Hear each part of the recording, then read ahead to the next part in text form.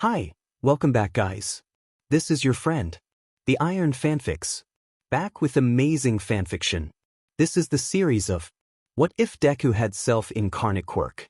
Now before starting, please give this video a like and subscribe to the channel if you want more videos like this. Now let's get into the fanfic. Izuku Midoriya was numb.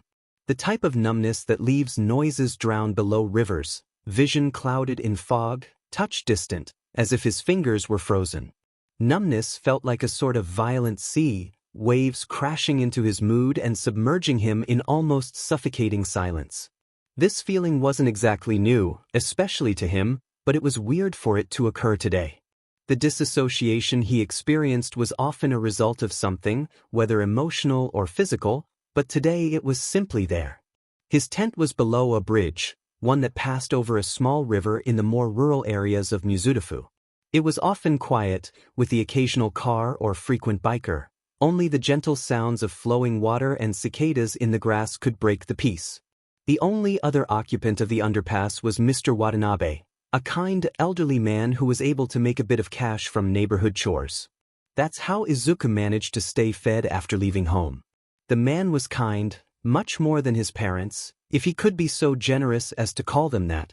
They'd been in America for over 4 years now, having disowned their quirkless son at the meager age of the process had been swift and easy for the two elder Midoriyas, and Izuku was taken in by child services within a week.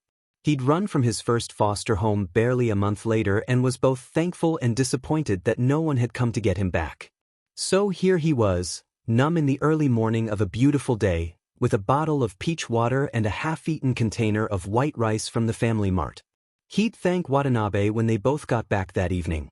He went through the motions, eating, walking, sitting, and writing. School was always simple. Beyond the typical neglect and outright abuse many quirkless children faced in the school system, Izuku's actual education went relatively smoothly. He had one teacher, a kind woman by the name of Honda, who was thankfully in charge of organizing the students' grades and academic work. She had little influence over the sheer amount of discrimination Aldra Middle suffered with on student records, but she treated Izuku's grades fairly. That's truly all he could have hoped for. See, Izuku Midoriya was an intelligent boy, incredibly analytical and logical when it came to how he perceived the world. Though empathetic, the kid had issues understanding certain concepts and ideas when they contradicted basic facts and principles. Either way, he was smart, incredibly so, and despite his lack of tact in regular social settings, he was smart enough to keep his mouth shut around Katsuki Bakugo. He vaguely remembered the boy from their childhood, though the memories weren't very clear. Considering he was when he'd gotten his diagnosis, he'd been almost immediately pulled from elementary school and hadn't seen the blonde until well into junior high, when they were put in the same second-year class. Izuku hadn't recognized him at first, and it was plausible Bakugo hadn't either, but that signature sickly sweet smell was a dead give. It was one-sided acknowledgement for a week before their absolute bigot case of a homeroom professor announced his quirklessness aloud. Recognition came over Bakugo's features, and a target was placed snugly between Izuku's shoulder blades. The blonde wasn't ever overly hostile towards Izuku, at least not verbally. There were times he'd outright beat him assault, if we're being direct, though it was really odd. He never said a word, never jeered or spat at Izuku like the other lackeys he begrudgingly led around. He was always quiet when burning marks into the smaller boy, focused and violent. He'd stare at the mottled canvas of bubbling red flesh and peeling pale skin. He'd stare with an unwavering expression, his crimson-red eyes almost mirroring the mutilated body before him in its grotesque state. Today was no different, and Izuku was passively thankful to be so disassociated. The gods above could only know of the white-hot pain he'd be experiencing right now, blackened flesh on his shoulder, flaky and warped, pus oozing from the hand-shaped wound. Today shouldn't have been different. It really shouldn't have, but with a single whisper of death on Bakugo's tongue, the dynamic changed. Take a swan dive off the roof, do yourself a favor. It cut through the safety of the ocean waves, ripping him above the tide to crash into violent waves, salt water down his throat, and ice in his veins. It shook him to his core. Sure, he'd been suicide-baited before, but it hadn't been like this. The blonde had been so horribly earnest, so genuine in his statement that it was almost a command. He'd never been affected by people's words before, but when submerged back beneath the water, with numbness so deep in his bones he couldn't feel the ground beneath his feet, he could do nothing but take it. Take it as thick green mucus filled his lungs, resigned to clawing out of nothing but human instinct at the villain's slimy green flesh. He couldn't breathe. He didn't mind. He didn't care when All Might, an older favorite of his and the #1 hero, was the one to rescue him. He didn't feel anything when he was accidentally dragged by the leaping hero due to an unfortunate loop in his back that had caught on the pro's pants. He barely registered the question falling from his lips. Can I still save people without a quirk? Didn't process the crushing words. No, I don't see how. The words clouded over, whisked away by the waves, and gone with the man who'd disappeared from the roof. Izuku's brain kept many irrational decisions from even daring to fully form anything from impulsive actions to stupid thoughts. It's a shame that one man's words had such an impact, could sever the ties his logic had on his consciousness, on his decision-making. He stepped casually towards the edge, his bag still on his back and his feet firmly planted in his shoes. His throat burned from the likely toxic bacteria that had entered his system, his shoulder ached with the mottled mess of peeling inflamed skin, and his limbs were sore from the day's taxing strain. He stepped without hesitation, as if taking a simple stroll. There was no waver in his pace, no stop and go, nothing but a direct trajectory from the roof's center to falling swiftly down. He watched the building's tinted windows as he plummeted, smiled when he felt the ground near, and laughed moments before he collided with the pavement. His body cracked sickeningly with the impact, pain overflowing his senses until he could feel absolutely nothing. There was nothing. It was quiet, so dark, so absolutely nothing for the briefest of moments. It was so calming until he felt a thud in his chest. So fleeting when his index finger twitched. So hopeful until his eyes fluttered open. It took an embarrassingly long amount of time for Izuku to actually begin processing what the F just happened. He'd bolted up at a 90-degree angle a few minutes after his eyes opened to a starless night sky. He hadn't even noticed the time of day when he jumped or stepped off the roof. Observing his surroundings, he'd landed somewhere near a side street, off to the side of the main entrance of the building. It was a one-lane street with a thin sidewalk and many condemned buildings along the road. This area of town used to be central Mizudafu during the pre-Quirk era, and now that the city's center has moved to a much more modern cluster of buildings, the area here is largely considered abandoned. Crime was a popular activity, but it was thankfully rather quiet. After his surroundings, Izuku took note of a far more pressing matter. His blood was pooled beneath him, soaking uncomfortably into his uniform and already clotting beneath his hands. It was gross, absolutely vile, but interesting. He was intact, alive, with blood pumping healthily through his veins, despite the large sticky puddle of his own blood. That was just it though. His body was working in perfect health. Izuku was not healthy. His body was intact, but it wasn't ever this intact. Gone was the grotesque hand shape on his shoulder, vanished were starburst scars and deep wounds along his torso, free was he of muscle fatigue and lingering exhaustion. He was in mint condition. It was honestly fascinating. He quickly flung his bag off, grimacing at the blood-soaked bottom but navigating his notebook out of its safe pouch. He didn't really trust it not to get damaged, especially with how much he got flung around. Flipping it open to a blank page, he internally grieved the neatness of volume before he'd begun neatly organizing his analysis. Volumes 7 to 10 were a mess of word vomit and thought garbage. Unfortunately, analyzing what actually happened to him was an occasion that warranted rambling barf, and thus the death of Volume 13's spiff organization. He began to write with one simple sentence. Izuku Midoriya. Quirk? He sat for a moment, tapping his pencil against the page, before he was diving in. Is it immortality? No, that's silly because I very clearly ceased a heartbeat. Reincarnation? Most likely.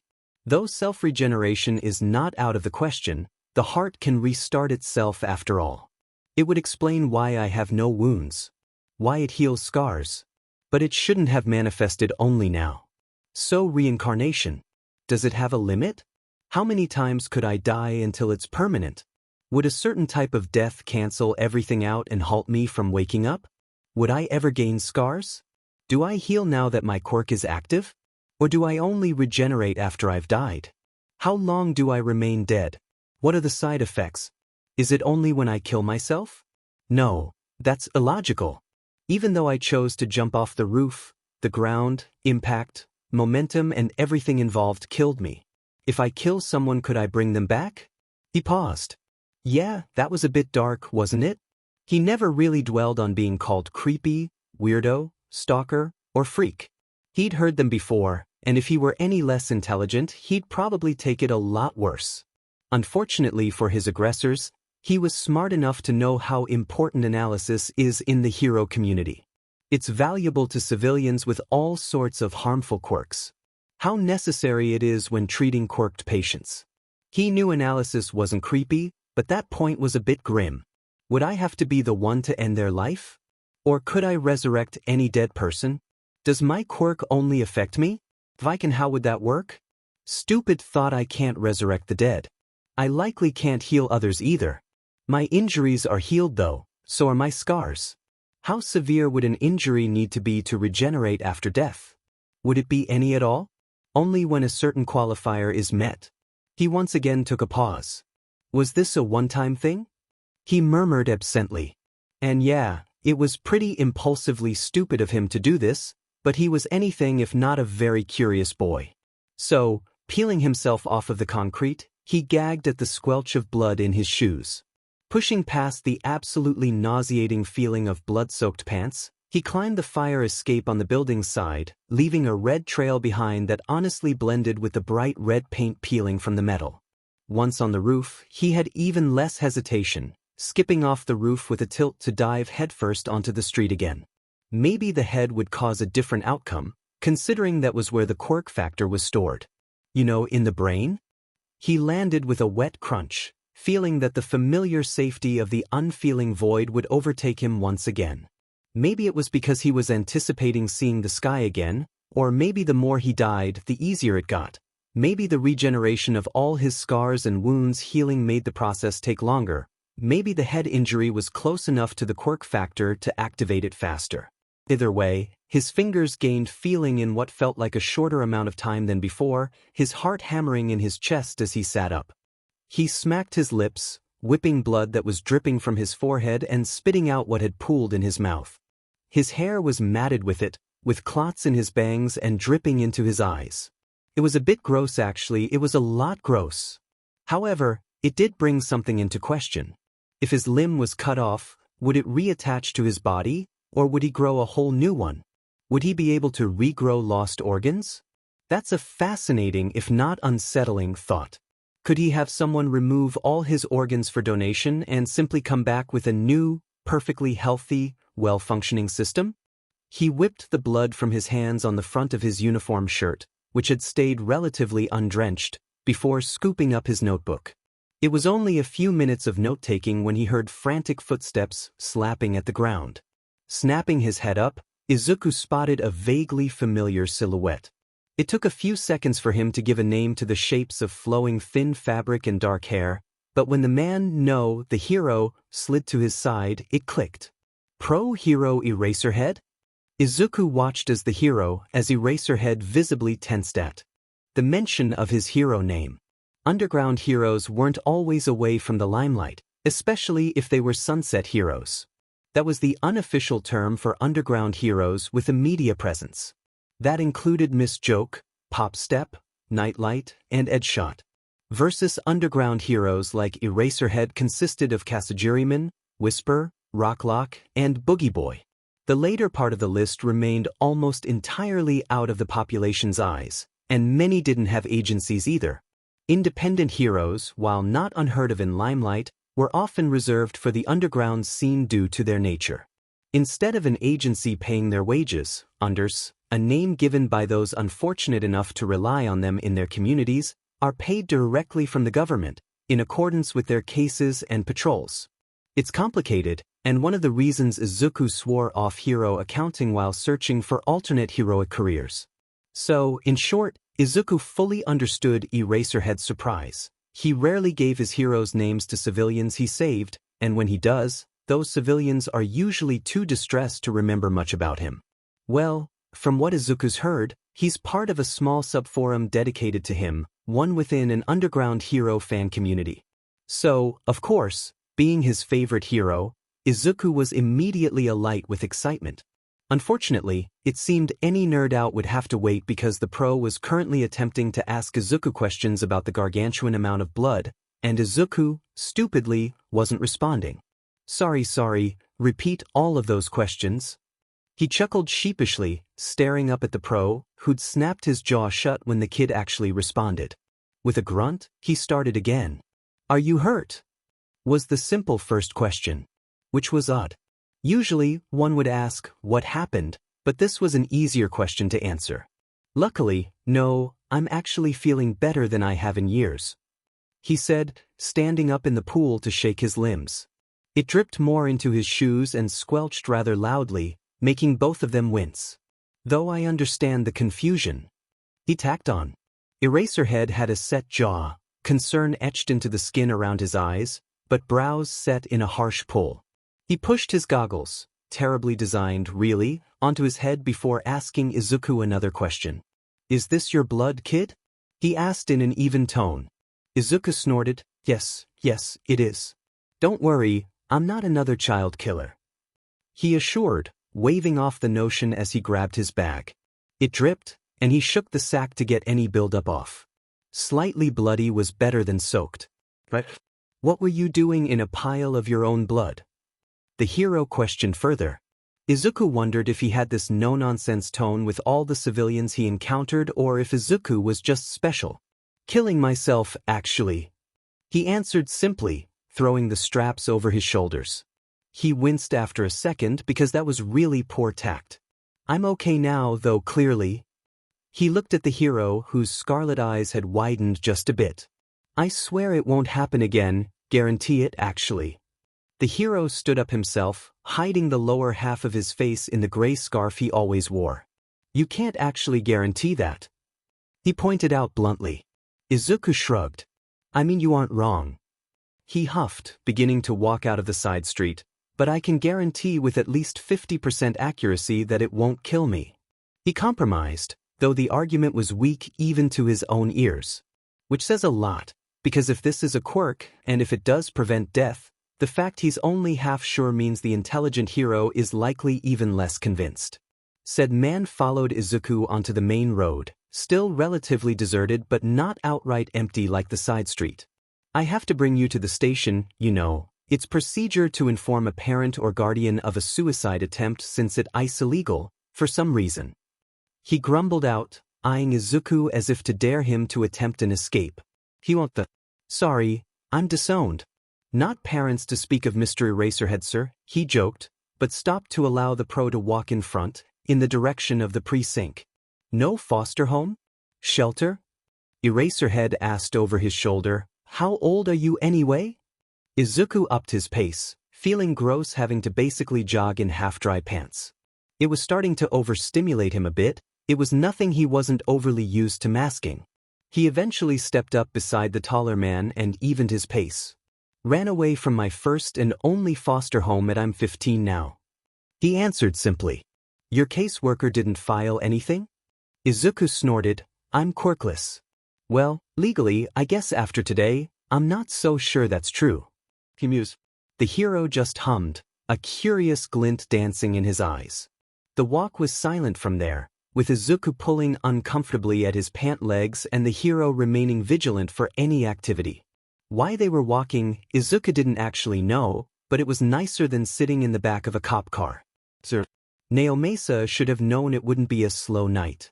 He was a detective in the middle of Mizuta Tokyo, working with heroes like Eraserhead, Whisper, and Pop Step. He didn't get easy nights. Unfortunately, common sense didn't alleviate headaches, and the migraine that Eraserhead brought into the station today was in the shape of a teenage boy. So, your name is Izuku Midoriya? He asked, adjusting the recorder he'd informed all parties about.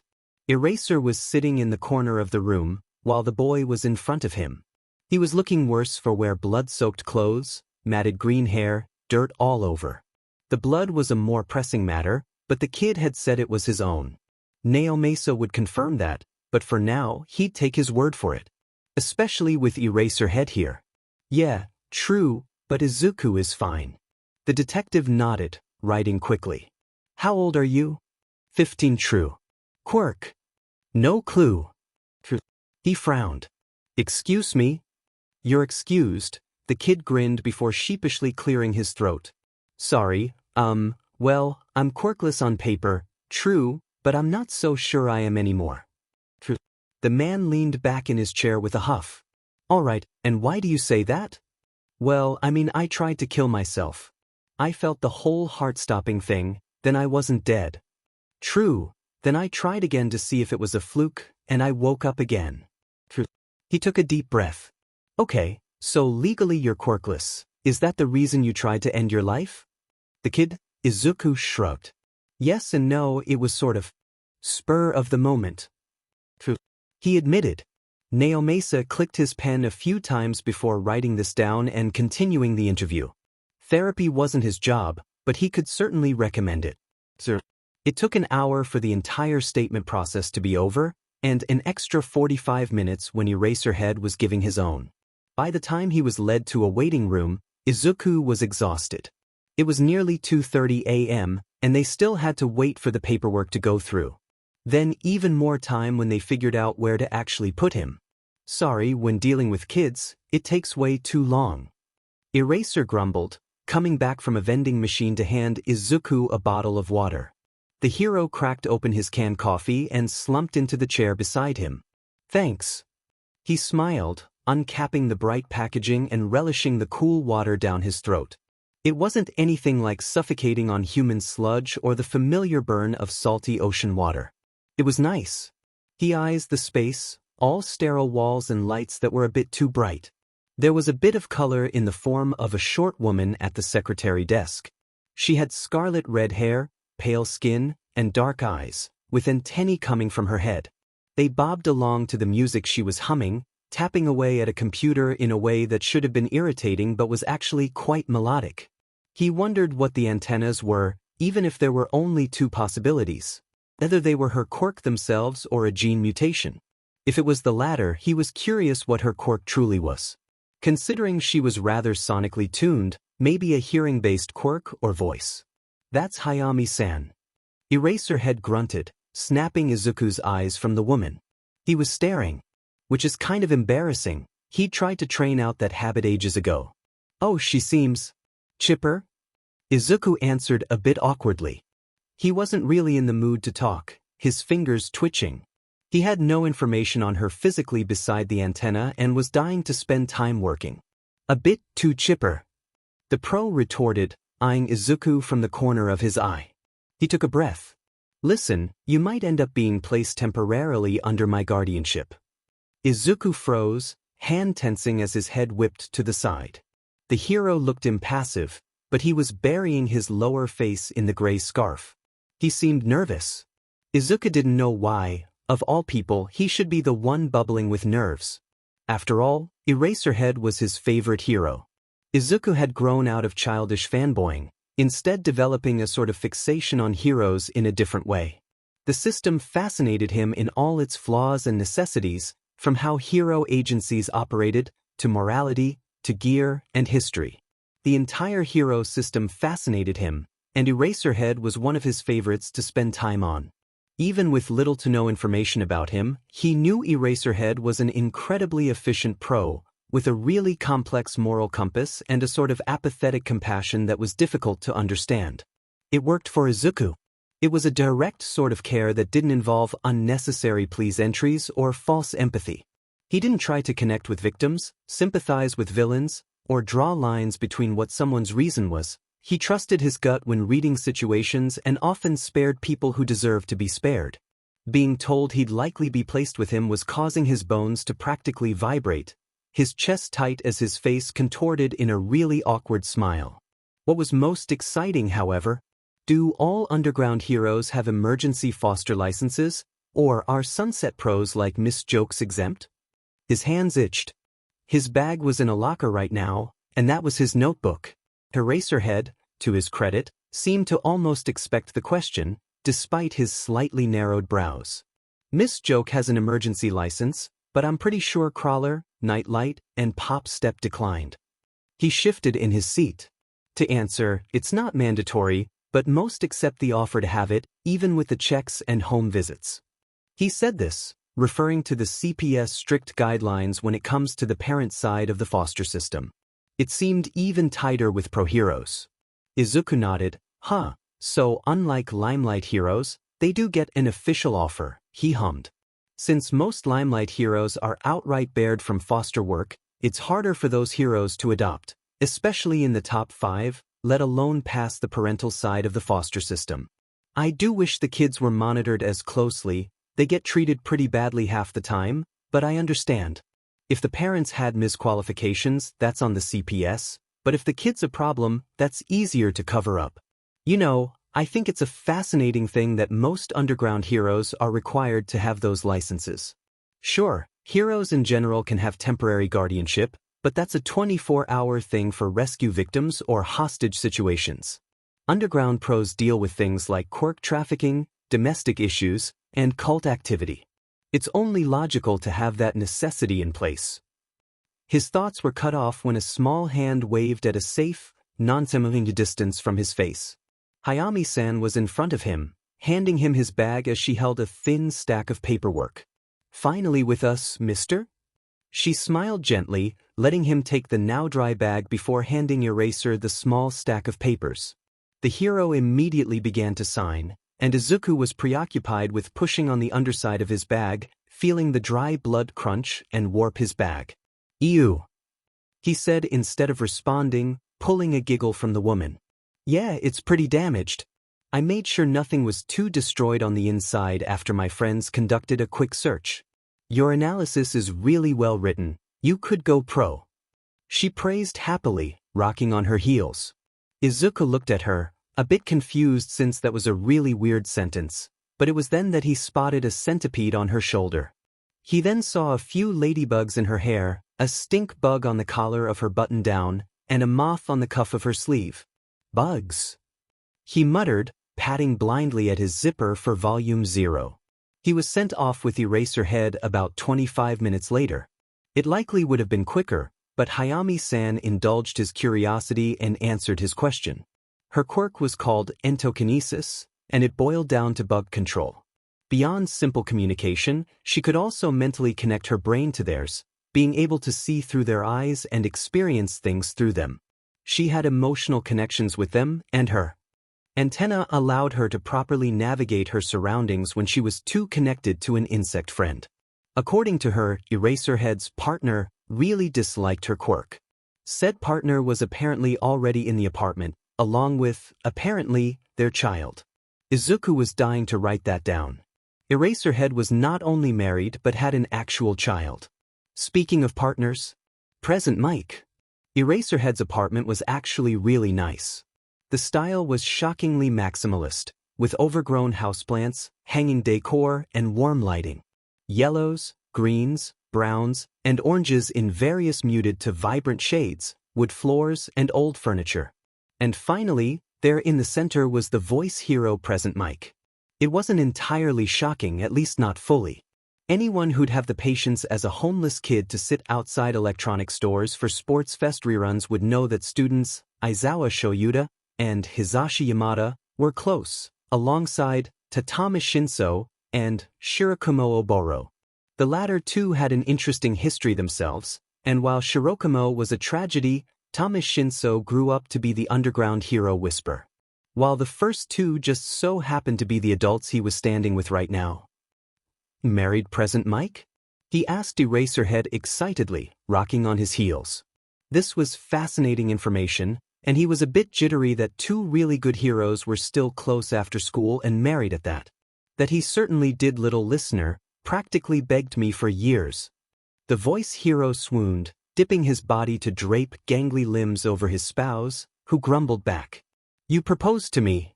Izuku stood awkwardly, watching his idols dance around each other, literally like a married couple. He laughed self-consciously, towing off his shoes and grimacing with an audible gurgle as the dried blood flaked off his socks. This snapped the other two to attention, and Izuku was whisked off by a blonde-haired hippie for a change of clothes, a shower, and a laundry run to clean his backpack after taking his necessities out. The shower was fang delightful. He was given access to any of the many colorful products, and there was no limit to his warm water use. He has a fresh, warm towel to bundle in afterwards, a comfy set of gray sweatpants, and a yellow sweatshirt. He was directed to their spare room, a quaint space with the same maximalist hippie vibe as the main house. He laid his things, which they just tossed around haphazardly, neatly on the dresser and left his notebook under the bed. Checking the space for anything dangerous or worrisome, he eventually felt satisfied and left for the living room. There they are. Present Mike cheered, whisking Izuku to the sofa and practically moving a warm mug of cocoa into his hands. How was the wash-up, little listener? Izuku smiled, swinging his legs a bit. It was nice, much better than the bathhouses. Eraserhead grumbled in agreement, flopping into a mustard-yellow love seat by the fireplace. How they had a fireplace in an apartment complex made very little sense, but he supposed this was a pretty big apartment. It likely cost a fortune. So, the man began, shuffling as his spouse snuggled into his side, also holding a cup of cocoa. My name is Aizawa Shoyuda. You can call me what you'd like, and of course I assume you know Mike as Yamada Hizashi. The other spoke up then. I'll let you know now, little listener, I use he/him pronouns, but I identify as a non-binary man. Do you know what that means? He wondered, not unkindly. Izuku nodded. I use he/him too. What about, Mr. Eraserhead? He asked, still unsure if he should just call his hero by name. The man in question, apparently also he/him, insisted on being called Mr. Aizawa since his students called him that anyway. Our kiddo uses they/them, but they're currently fast asleep, so you'll meet them tomorrow morning. Hopefully after you've gotten a good night's rest. Mr. Mike explained, and Izuku nodded. He'd gone through the house rules with the two heroes and was pleasantly surprised with how easy they were to both follow and grasp. The majority were a given. Basically, don't damage the apartment, keep tidy, do your chores, if given any, etc. Then there were the more hero-specific rules. Don't invite anyone over without clearing it with both adults. Don't let anyone into or out of the house after 1 a.m. or before 6 a.m. Always speak while facing present Mike. He doesn't always wear his hearing aids at home and may have to read your lips. Don't speak to Eraserhead after his patrols until he's taken off his goggles. He gets stuck in work mode and may attack you if startled. There were a few more, but they were small rules like turning off lights before leaving the room or something. He'd written them all down in one of his plain notebooks. He had access to lots of them through Aldra's school supply, which Miss Honda allowed him to stock up on for free. His hero analysis books were the green ones, and any other would be labeled on the gray ones.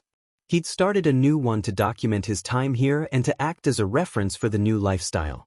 Growing up homeless instilled habits in you that he knew weren't necessary when living in a home.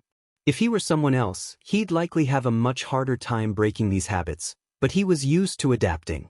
Crawling into the quilted sheets of the spare room, he almost instantly drifted off into a pleasant sleep, exhausted from the day's events, of course. He was also never granted the privilege of such a welcoming and comfortable bed to sleep in. It was nice, sir.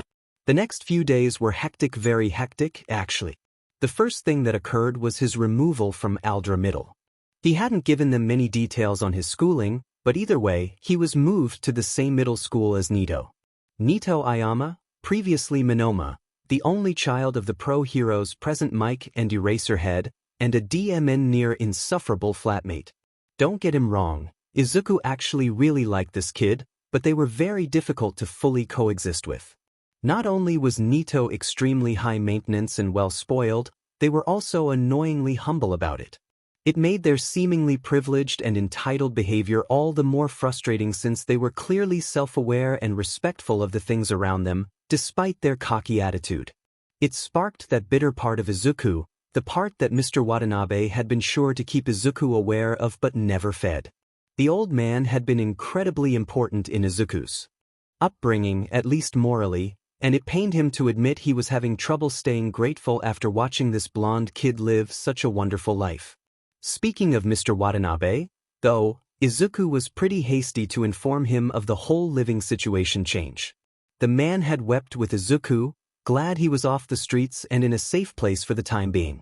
With a promise to visit, they went their separate ways, Izuku to school and Watanabe to work. Now, a month later, Izuku was sitting in his third PRD, mind wandering into the literal ABIs as he lay face first on his desk. Mr. Aizawa and Yamada had casually brought up the possibility of legally adopting him that morning. So very casually, just over a cup of tea and some heavily buttered toast. Somehow the topic was dodged like an Olympic medal was on the line, and Neito dragged Izuku's dazed but to class stumbling and sputtering. Earth to Zuku? The familiar drawl of his desk mate tickled his ears. He lay for a few more minutes before he felt his shoulders shake. Lifting his head, he was face to face with dark, insect eyes mere inches from his face, curtained by rosy red hair and brows drawn into a frown. Whatever is the matter, Izuku? Hayami Ichigo pressed worriedly. She had a firefly quirk and had a backless chair to accommodate the stiff elytron, or wing case, that covered her wings. She'd spun around to face them, glancing between Izuku and her brother. Are you sick? His desk mate and Hayami's brother wondered. Shinso Hitoshi, a tall, gangly boy with a brainwashing quirk and tired silver eyes. He sighed, letting a smile grace his features. I mean, I'm all right in general. Just thinking, he assured. The siblings shared a look as they often did, before changing the subject seamlessly. He appreciated the way they interacted with him. Shinso was incredibly direct and very blunt, even if he was prone to dramatic sarcasm. Hayami was similar in her directness, but she was soft-spoken and gentle, polite in her speech, even when everyone, including her parents, encouraged her to speak familiarly with them. Shinso said it was her preference but didn't explain why. So when Mimi finally took the time to buy herself a new jacket, her previous one was terribly damaged. There was a hole straight through the arm, I fear. Hayami sighed wistfully, finishing a story Izuku didn't quite catch. Mimi, or Hatsume, was in the class next door to them.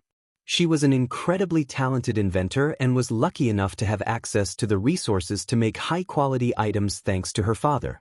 He was Hatsum Natsu, a brilliant inventor who'd worked on support items for heroes like Endeavor all the way to teams like the Wild Wild Pussycats. He'd never properly had a conversation with her beyond a few isolated discussions about the sciences, but he knew she was Hayami's childhood friend. She was also close with Shinso, and the three walked home together often. As Izuku grew closer to the siblings, he hoped to start actually befriending Hatsum. She was incredibly intelligent, and she had a fascinating mind. I don't think he's all there, Ichigo. Shinso mused, tapping the desk in front of Izuku, who just blinked up. He went to apologize again, but Neito's voice cut through the buzz of the class noise. Izuku! They yelled. Which was unnecessary, it was free study, everyone was pretty calm, just talking amongst themselves, but it got the point across, so Izuku got up. Following them into the hall, he didn't have to ask before the blondes started talking. Listen, I'm sorry they dropped that on you so early. They said, looking down at the pastel blue and yellow of their nails. They had little white cloud widgets on them, which matched this week's weather-themed hair clips and casual wear. Neito was extremely into Yum kawaii and decora fashion, often modeled for multiple magazines, and did a few brand deals on their social media. This week's theme, again, was weather. Last week was fast food. They like themes. Izuku actually caught on to what they'd said a few seconds later. Why are you apologizing? Nothing negative that occurred was your fault. There's nothing to be sorry for. He said, a bit of confusion seeping into his tone. He found apologizing for things you had no say in was illogical. Neito seemed to disagree and also felt the need to clarify. I knew they were going to offer it this morning. I'm just sorry I didn't warn you. I feel sorry you got so shocked. They explained directly. Neito was incredibly skilled when it came to handling Izuku's less-than-stellar social skills. It was honestly impressive how quick and patient they were when explaining the reasons people do illogical things. According to them, it often boils down to emotion, empathy, or a sense of morality. However, societal expectations and norms also play a confusing role. They watched each other for a moment, comfortable in the silence, as Izuku thought. I guess when you put it like that, well, I appreciate the apology, even if it's not for anything substantial, he chuckled, pleased to see the tension leave Neito's shoulders. Okay, cool. So, you think you'll accept the offer? They asked, spinning on their heels to lean against the wall. The building was a colorful mix of beige, purple, and yellow in its paint, uniforms, and logo. A school that had many hero children attending, as well as a large number of students with quirks dangerous enough for extracurricular quirk counseling, a medical field that didn't get nearly enough credit. Because of this, the rules were extremely tight when it came to some things, but the education process was very flexible, as was much of the curriculum. This made the two of them meeting in this hall possible, if not strict in where they could wander. They liked knowing where the students were. So they stood by the door of Izuku's class for simplicity. I don't know. He answered simply, gazing out the windows, the sky speckled with clouds. I think I'll accept, but I don't know why it was offered to begin with. He admitted, and Neito chuckled. I thought the same. I'm sure you'll get there eventually. They mused, drumming their acrylics against the wall. The silence dragged on, and unlike the usual uncomfortable tension Izuku feels around the blonde, this silence was nice. He was warming up to Neito and the whole Ayama household as a whole. If they wanted him, he'd be a bit reluctant to refuse. Being wanted wasn't a feeling he'd shut out. It took the group an embarrassingly long time to stop the tears, and even longer to get everyone fully settled. Clearing the table was something Izuku did even after being diagnosed, though falsely, he reminded himself sadly. It was simple and routine, and something anyone could do. Plus, he could help his parents. Lot of good that did him then. Yamada insisted Izuku let him, but if he was one thing, it was intelligent and stubborn, which may be great traits for a lawyer, but I'm gonna be a hero. Once plates were put away and the table whipped down, Yamada slipped into the pair's bedroom, presumably to change into his hero costume. The man in question had adamantly forbidden Izuku from going to school today. You need some well-deserved rest, he explained, calling the school to inform them of Izuku's absence. If the pros had anything to say on the principal's response, they didn't show it. Izuku was somewhat grateful. He didn't want to have the conversation about his quirkist education, not yet at least. Izuku wanted to ask Aizawa why he hadn't also gone to get ready, but the pro answered for him. I don't have a homeroom to teach this year, he explained, sitting down on the plush gray sofa, laptop booting up. Expelled the lot. They didn't show any potential, only cared about quirks and themselves. Realized this in a team exercise, where everyone gunned for themselves, he trailed, Izuku sitting next to him and wringing his hands together. He wanted to keep talking to Aizawa, learn about him. It's not every day you get to sit next to and talk to your favorite hero. Shaking his head, Izuku turned back to the pro. What was the exercise? He asked. Aizawa huffed to himself, suspiciously sounding like a laugh as if he found the children's stupidity amusing. He probably did. It was a kind of secure the blank test. There were 3 devices and 6 teams. Half had the role of villains, the other heroes, which is a common hero course setup I might add. The heroes needed to detain it, villains needed to steal it. Point is, both sides had the same goal. They needed to secure one device per team and make sure the opposing villain or heroes didn't get it. Sounds simple enough, Izuku said slowly, expecting it ended as anything but. It was simple. But instead of using teamwork to get the gems and fight off the other 3 teams, every single student went in wanted to grab it for themselves. Now if it were their team strategy that's fine, but they started fighting amongst themselves. Wanting to solo the activity completely, Eraser scoffed, slamming particularly hard on the enter key, causing Izuku to jump before he let an amused snort escape. That earned Izuku a glare, but it quickly melted to an equally amused expression. Safe to say I would not be teaching them after that.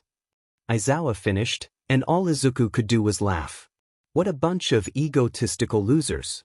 Did they get kicked out? He asked after a few breaths, and Aizawa gave his head a short shake. Different homeroom teacher was assigned, but their record was permanently set with a UA expulsion mark, he explained, Izuku nodding along. Makes sense. They both quieted down after a bit, only stirring to wave Yamada goodbye, the blonde stealing a quick kiss before trotting out the door. A single click had the apartment quiet once again. Little sounds of the bustling city and happy birds filled the silence through the open window. Izuku relaxed into the couch, expecting to drift into a quick nap when he felt a soft mass against his arm. He flinched violently, whipping his head around to face. "Kitty!" he exclaimed, eyes sparkling as the cat climbed into his lap. Without looking up from his laptop, Aizawa hummed, "His name's Duncan, but we call him Dusty, 'cause he looks like a little dust clump." Leaving Izuku to fall in love with the beauty, picking him up with a bright smile. "I would commit heinous accounts of federal crimes for him," he whispered, barely loud enough to hear, but earning an involuntary bark of laughter to erupt from the hero next to him. Izuku turned over in time to see an embarrassed flush hidden behind Aizawa's capture weapon, chuckling a bit himself. The comfortable silence continued, Izuku enjoying Dusty's company as he rested. He wanted to do some analysis, eager to jot up ideas surrounding his quirk. Sure, he'd thought about costumes, fighting styles, names, but now he had something to base it off of, a lead if you will. So before he could overthink, he slowly stood up, waiting to make sure Dusty was secure before sighing. He let Aizawa know he'd be heading to the room, almost tearing up when the pro corrected it to your room, and quickly circled the couch to slip inside. He left the door slightly ajar, in case Duncan wanted to leave, and took out his notebook, sitting at the small desk and booting up the laptop Yamada let him borrow. Apparently he didn't need to bring it to UA, and made sure Izuku knew how to use it. After successfully opening the apps, he navigated to the search engine and began researching, multiple tabs open for what he'd need. He already knew what he would name his quirk, his hypothesis on the quirk's nature pushing his original label of eternal reincarnation to the top spot, but he paused. He technically didn't know it was eternal, it could have a limit or a buffer system. He tapped his fat gum pen against his chin, pondering a similar alternative. Unknown reincarnation? No, that sounded bad and was far too on the nose. Just reincarnation? Could work, but it was a bit too simple for Izuku's taste. After a long moment, Izuku came to a decision. He would name it Eternal Reincarnation, for two reasons only. One, it throws people off, and allows him a bit of deception in his general overpoweredness. Secondly, though he wouldn't dare admit it, he hoped the name would force manifest his quirk to cooperate that way. The thought of an unknown limit was unnerving, and though superstition was illogical scientifically, he wouldn't be where he is today if he weren't at least a bit spiritual. So he kept it, jotting down his choice and moving on to the rest. It would take a bit, but he had time. So, with Dusty settled in his lap and plenty of time to spare, he got to work. 0. Once the sky had long since passed its midday point, his clean quirk analysis was complete. He yawned, drained from the work as he stretched. The satisfying clicks of his bones earned him a smile, and a quick glance at the time informed him it was 3:47 p.m. Jeepers. Around lunch, Shoyuta had called him out to eat, and they discussed the two pros' schedules quite a bit. He chuckled at the memory of lunch, amused how sandwiches were so hard to make. Aizawa had burnt the toast 3 separate times, and vegetables had rolled off the counter far too many to count, but they'd done it. Apparently, Yamada got home around 7.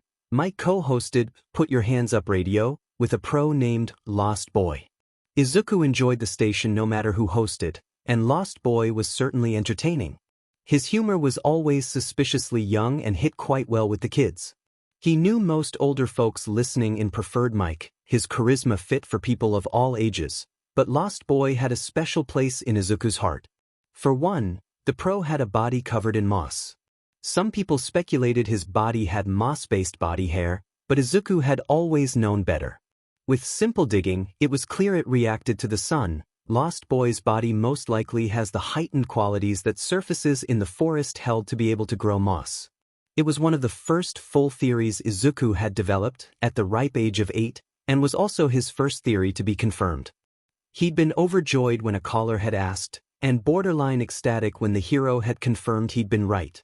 He wished he could have been loud, but his parents were home and he didn't want them to leave for a hotel again. The last time that had happened was not very pleasant.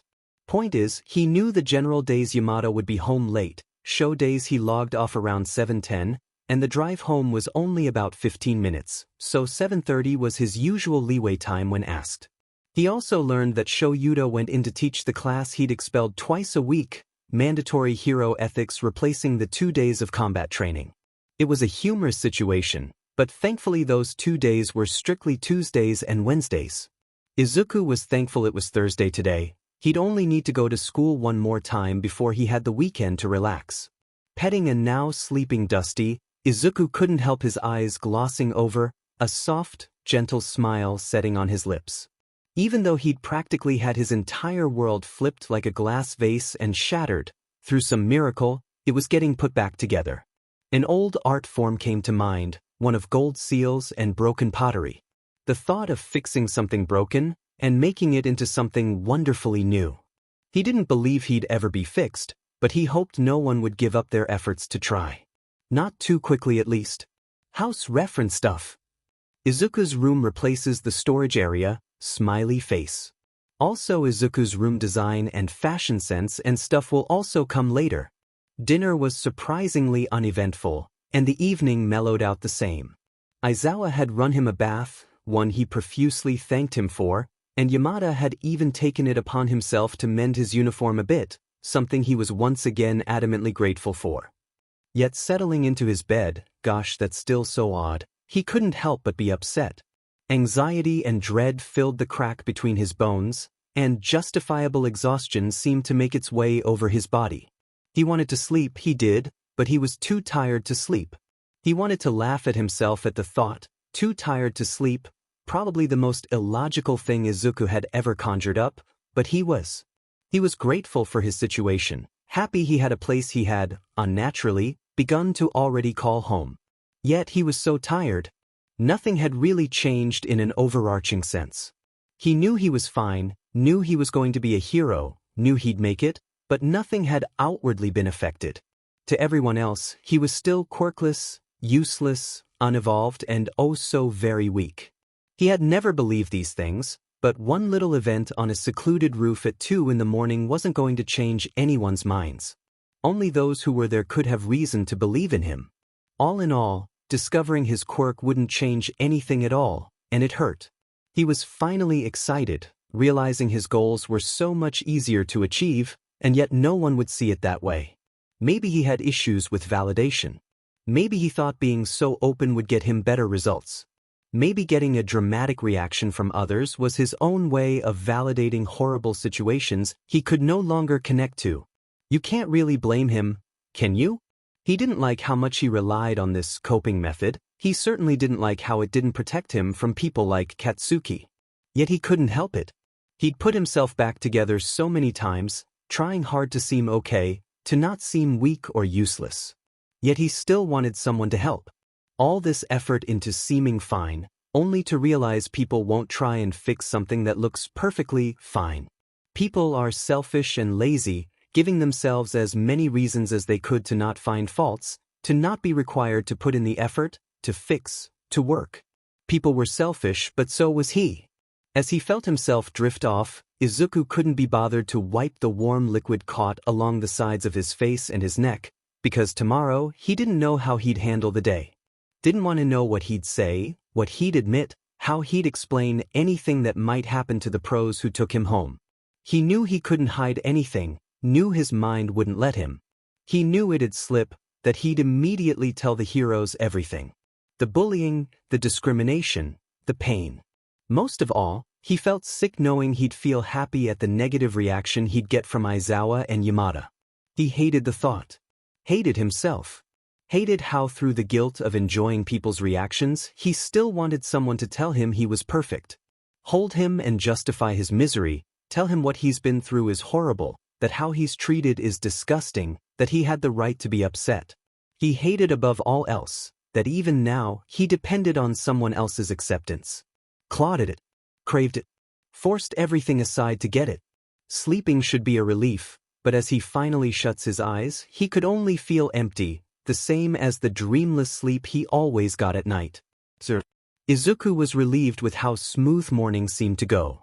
Yamada had fixed them up a simple breakfast, rice and miso soup, apparently they were out of meats, and even gave him enough time for a quick shower. Aizawa told him Yamada would be driving him to school, and after he thanked the two, he secretly let himself relax. He knew the two lived much further away from Aldera than the bridge. Speaking of Aldera, he hadn't even realized they were nearing the school until Yamada shook him out of his thoughts. What time does school end? He questioned in a tone that suggested he'd had to repeat himself. Izuku grimaced for not paying attention. 3:15. He answered, maneuvering his bag in the seat to allow an easier transition to his back. Yamada hummed, "Sho will probably have to pick you up, sorry in advance," the blonde said, a noticeable shiver running through his body. Should I be afraid?" he asked, and Yamada only gave him a look that could only mean, run while you can. As the pro pulled up the entrance, the two stared at one another before they cracked, a string of unfiltered giggles filling the vehicle. "All right, kiddo, wait for Sho right here after school. If he doesn't see you, I can't guarantee he won't waltz in to grab you himself," Yamada said as he climbed out, but Izuku didn't doubt the truth behind his laughter. "Will do," he chirped, saluting the pro before shutting the door. With a final wave, the hero was gone, and Izuku's face expertly morphed into the expressionless slate he'd grown accustomed to. He really hoped he wouldn't draw attention to himself today. He had a pretty nasty scar that dragged from his neck up to his cheekbones, and now that seemingly permanent injury was just gone. Ever the observant, Izuku quickly spotted where Katsuki and his SCK-ups were gathered. Listening closely, he tried to draw as little attention to himself as he could.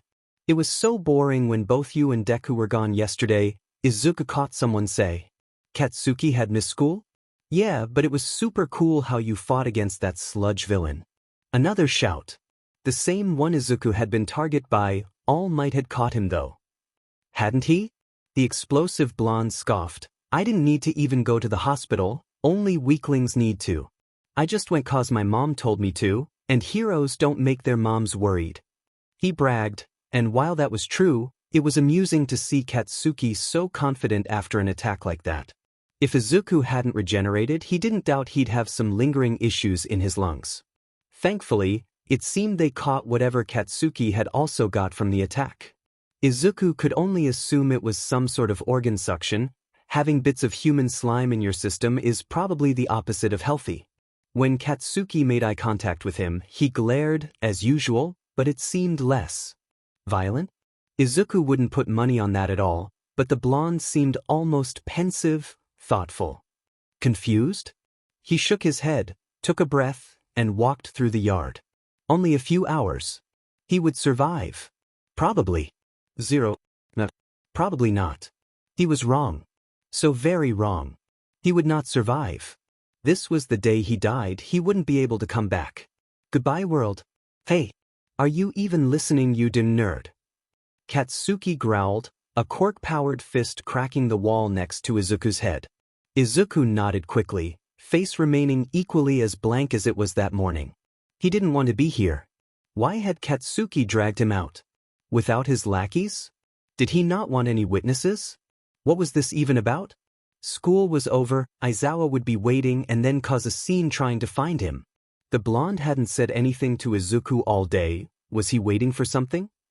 Katsuki let out a horrific mix of a growl and a huff. Izuku could practically see the smoke filtering through his nostrils.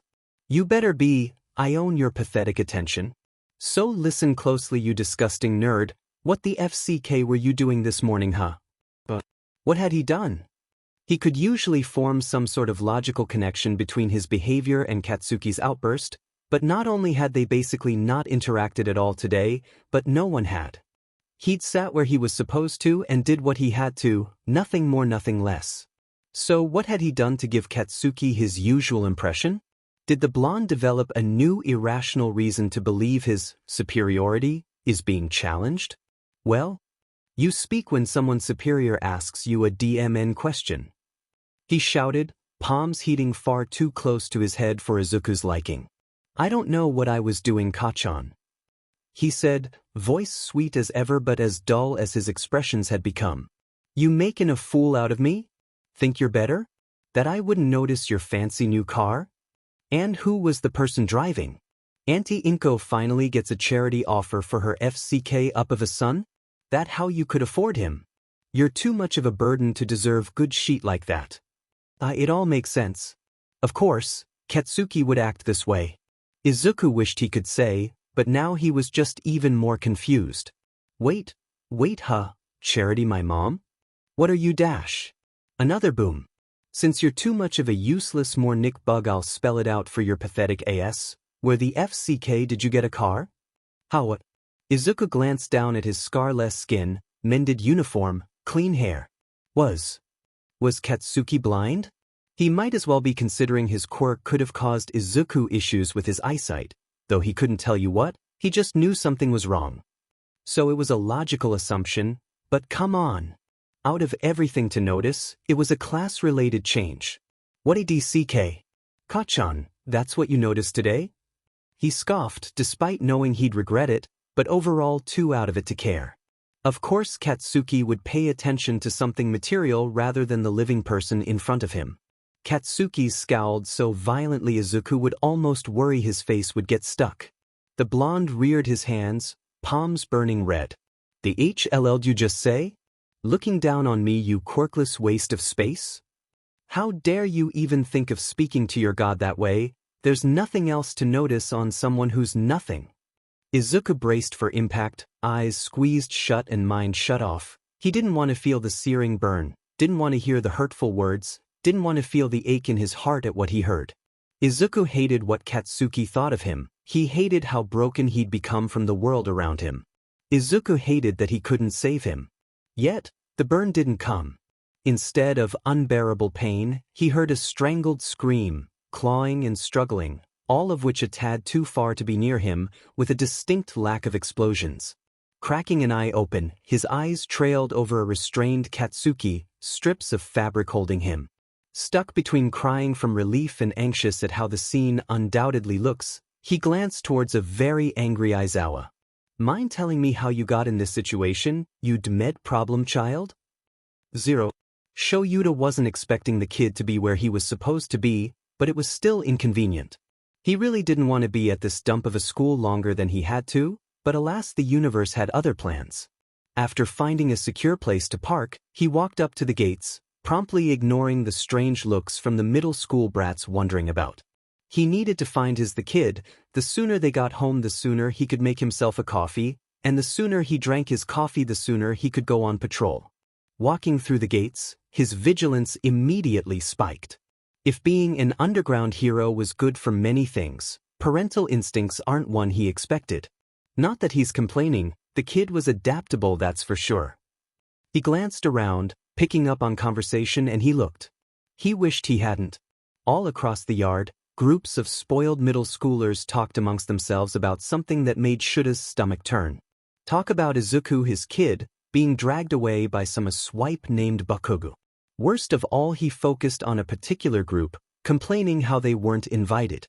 The group laughed, and it took everything Sho Yuta had to not commit several acts of premeditated murder that day. He instead stormed over to the group. Quirk active and a disappointingly low level of satisfaction along with the flinch from the kids. Where is Izuku? He didn't phrase it as a question, tone cold and hero license dangling loosely from his hand. If you don't cooperate, I have the right to make an arrest. Choose your words wisely. Sure, it was harsh, but he had a thin temper and a kid to take home. Thankfully, it didn't take much convincing, and he barely stayed long enough for some kid with stretching fingers to point him away. He expected Izuku to be in a lot of situations, but about to be singed and beat was not one of them. He didn't give himself time to think before his quirk was active and the boy was restrained, thrashing and screaming like a rabid dog. What the FCK? Mind telling me how you got in this situation, you med problem child? He grits out, glaring daggers at the back of this Bakugo kid's head. I mean Aizawa, I'm sorry I wasn't at the corner in time, but this really isn't what it looks like. He pleaded. Izuku was trembling, thin tears making a slow descent down his cheeks, yet he was worried about being late. On top of that, he seemed to be almost defending the basket case, still firmly restrained in his capture weapon.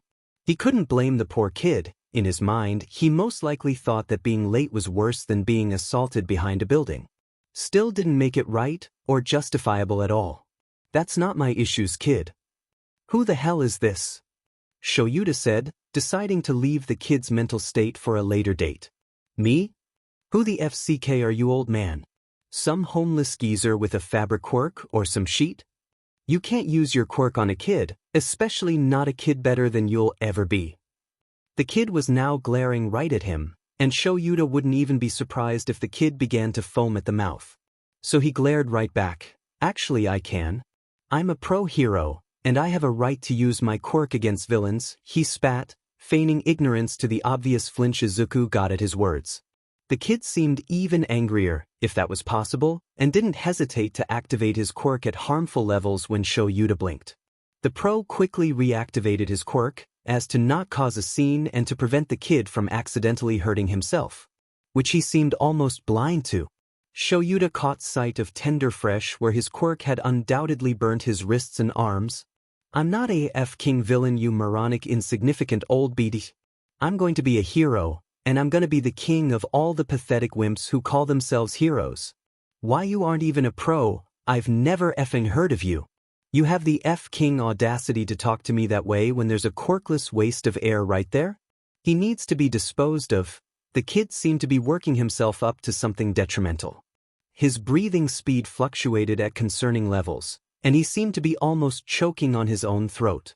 Tears began to evaporate from his eyes, body temperature likely rising due to his quirk. Shoyuta needed to stop this and fast. I'm an underground hero. It's my job to not be known by insignificant brats like you. Unlicensed quirk use and a fair number of assault charges, and likely permanent blacklisting from any hero school if Izuku asked. Shoyuta spat, choosing to ignore the blatantly horrible comment towards Izuku. He couldn't guarantee self-restraint, and society was generally discriminatory towards the quirkless, even if Izuku wasn't, so he couldn't lash out at a child. The look of horror and practically statue-see freeze of the kid was worth the bluntness if equally calming his breathing a bit. Why you can't do that? You're F-King lying. Actually, Katsuki, he's not. The blonde kid, Katsuki, turned to Izuku. He seemed put off by the name for a sec before he exploded both literally and metaphorically, skin smoking with a foul stench and body trembling with a mixture of concerning emotion. What the FCK would a nobody like you know, Deku? You know nothing, you're worthless, useless beneath me. Disgusting. He spat, voice trembling and wet, saliva dripping from his panicked snarl. I know more than you do, Katsuki. The kid froze. Shoyuta could only assume he wasn't expecting talk back. Had Izuku just laid down for this? This monster in the past? I also know that he's in complete right to beat you up right now, and you could even get fined or house arrest. Or something like that. Izuku said, tears and fear replaced with red-rimmed eyes and a quivering lip. As for Kachun, well, he looked like he was 4 seconds from losing any hint of sanity remaining. What the hell? I'm supposed to be in charge. I'm better, I'm gonna be a god. Everyone says I'm the best. I'm supposed to put weaklings like you in your place. I'm allowed. Told me I was in charge. You can't hurt me, I'm the best. I'm better, I'm supposed to hurt you, I'm your ruler, your king, he chucked. Scratch that. Bakugo was having something Shoyuta would call a manic break. Though he wouldn't specify, he wasn't a therapist. Within a couple of seconds, it seemed this kid had lost it, tears and snot mixing down his face, drool dripping from panicked shouts and violent thrashing. His pupils seemed to dilate unnaturally and a crazed combination of chocked screaming and deep growling seemed to painful claw at his throat. Holy shit. What the FCK did they tell this poor kid? Aizawa turned to a shaking Izuku, equally as terrified as the kid he was watching. Izuku! Shoyuta shouted, the boy's head snapping towards his own. A quick glance confirmed the blonde hadn't even heard. He seemed to be breaking even further. What started as being confused rambling devolved into structured praises towards himself, recited as prayers. Which was, wow, that was unhealthy. I'm going to need you to call Tsukauchi with my phone, it's in my back pocket. Now. He shouted out the order, and Izuku, face set horror watching the blonde, noticeably swallowed as he nodded. Approaching the bro and shakily dialing the contact. He then addressed Bakugo, "You aren't the best hero, and if you keep acting this way I doubt you ever will be," he said calmly. He needs the kid to understand, to hear, no matter how direct. With that, it didn't take long for this Katsuki kid to heave, vomiting everywhere as he screamed. His throat sounded painfully sore as he seemed to lose grasp on reality. What the hell was going on? Who caused this kid something like this? Thankfully Tsukauchi arrived sooner rather than later. Paramedics and a couple of officers in tow. Hayami-san had apparently joined them, and she quickly directed a pair of beetles, he assumed, to unclip Quirk suppressant cuffs, and she delicately clipped them onto the now unconscious Katsuki. She seemed to send a strange bug Shoyuta had never seen to bite the kid's neck, instantly sedating him. Izuku protested, saying that weren't necessary, to treat him gently, but Shoyuta calmly explained. Not only were they there to keep those watching him safe, but they were equally meant to hinder any chance at him hurting himself. When Izuku, regrettably, complied, they followed Tsukauchi to their own car. Izuku wasn't required to go in for presumable questioning, but Shoyuta was, so he was still responsible for driving him back. As they walked, Shoyuta couldn't help but scowl. Someone, or multiple people, had practically brainwashed this kid into what could only be described as a self-destructive god complex. He felt so superior but cracked when that was put at risk. He couldn't handle even the implication he wasn't what he thought, and it was horrifying. He was still partially responsible, choosing his actions, but not nearly to the point Shoyuta had expected when he'd arrived at the school. He'd assumed the kid was a grade A bully, but now he was just a victim. Someone who needed to be saved from himself. Someone broke by society, just in a different way than Izuku. One kid suffered society's abuse, the other was dragged in, kicking and screaming, as an abuser, neither of their choice, both out of their control. They were stretched and ripped and torn so far, and Shoyuta didn't know what to do. He loathed people for their blatantly harmful biases, but there was almost nothing he could do. That wasn't going to change, but he hoped he wouldn't have to. Because just maybe, if he could pull these kids from the pit of horror and despair the world condemned them to, maybe they could do what he can't. He hoped, from the bottom of his tired, withering heart, that with a bit of hope, they could save what he failed to. That they could be true heroes. Before anything, however, they were the victims, they were broken. So, Shoyuta was going to save them. He was a hero after all. In short, Izuku was in shock. He had never dreamed of seeing Katsuki in such a state. It was painful. He looked so incredibly broken, more so than Izuku had ever been himself. It scared him to see someone who claimed to be so strong, down at their lowest. Someone he'd known and, regrettably, cared about. Izuku wasn't blind to the blonde's mental state, and far from simply aware of his own. He knew it was incredibly illogical to deny something as harmful and blaring as mental health, especially his own. He knew he had heavy repercussions from his childhood, the streets, school, everything. He wasn't an idiot. All in all, recognizing he wasn't okay was already putting him in a much better place, knowing when he needed to step back or ask for help. Katsuki didn't have that privilege. Izuku wanted his friend back, but didn't know if that was even possible anymore. 0. Leaving the kid at home was hard. Hisashi was there, of course, but it still wasn't pleasant to leave. Izuku was completely out of it, and it was a challenge for Shoyuta to just go while the kid clung onto Zashi like a lifeline. They were huddled under a pile of blankets, and the one family member with constant exhaustion was of course the one to go into question an unstable minor. Because of course. Tsukauchi was already parked outside. His driving was only accepted because Izuku was too out of it to notice the Mario Kart levels of driving. He groaned, climbing through the door and crossing his arms with a huff, ignoring the sympathetic look his friend gave him. No need to get all huffy, this is for those kids, we have to help them, right? Tsukauchi asked, earning a glare from Shoyuta before his head buried into his capture weapon. Well, you don't need to pout about it, the detective chuckled, the mood lighting ever so slightly. Not pouting, Shoyuta groaned, watching as a few street lamps began to flicker to life. Sure, another chuckle. The precinct was in view, and Shoyuta could already tell he was in for a headache. If the shrill screams of an angry woman that hit the two once they'd stepped out of the car were any indication, this would be hell. They walked in to see a very aggressive woman with familiar spiked blonde hair and matching scowl. She was being held gently back by a man with a bit softer-looking spiky brown hair, trying to simultaneously calm his, presumed, wife down while apologizing to Hayami at the desk. What seems to be the issue now? Tsukauchi asked, voice laced with melted honey as he did to de-escalate. The one turned on him, fury almost visually bubbling beneath her skin. You idiots arrested my kid. She spat, waving a finger to the detective.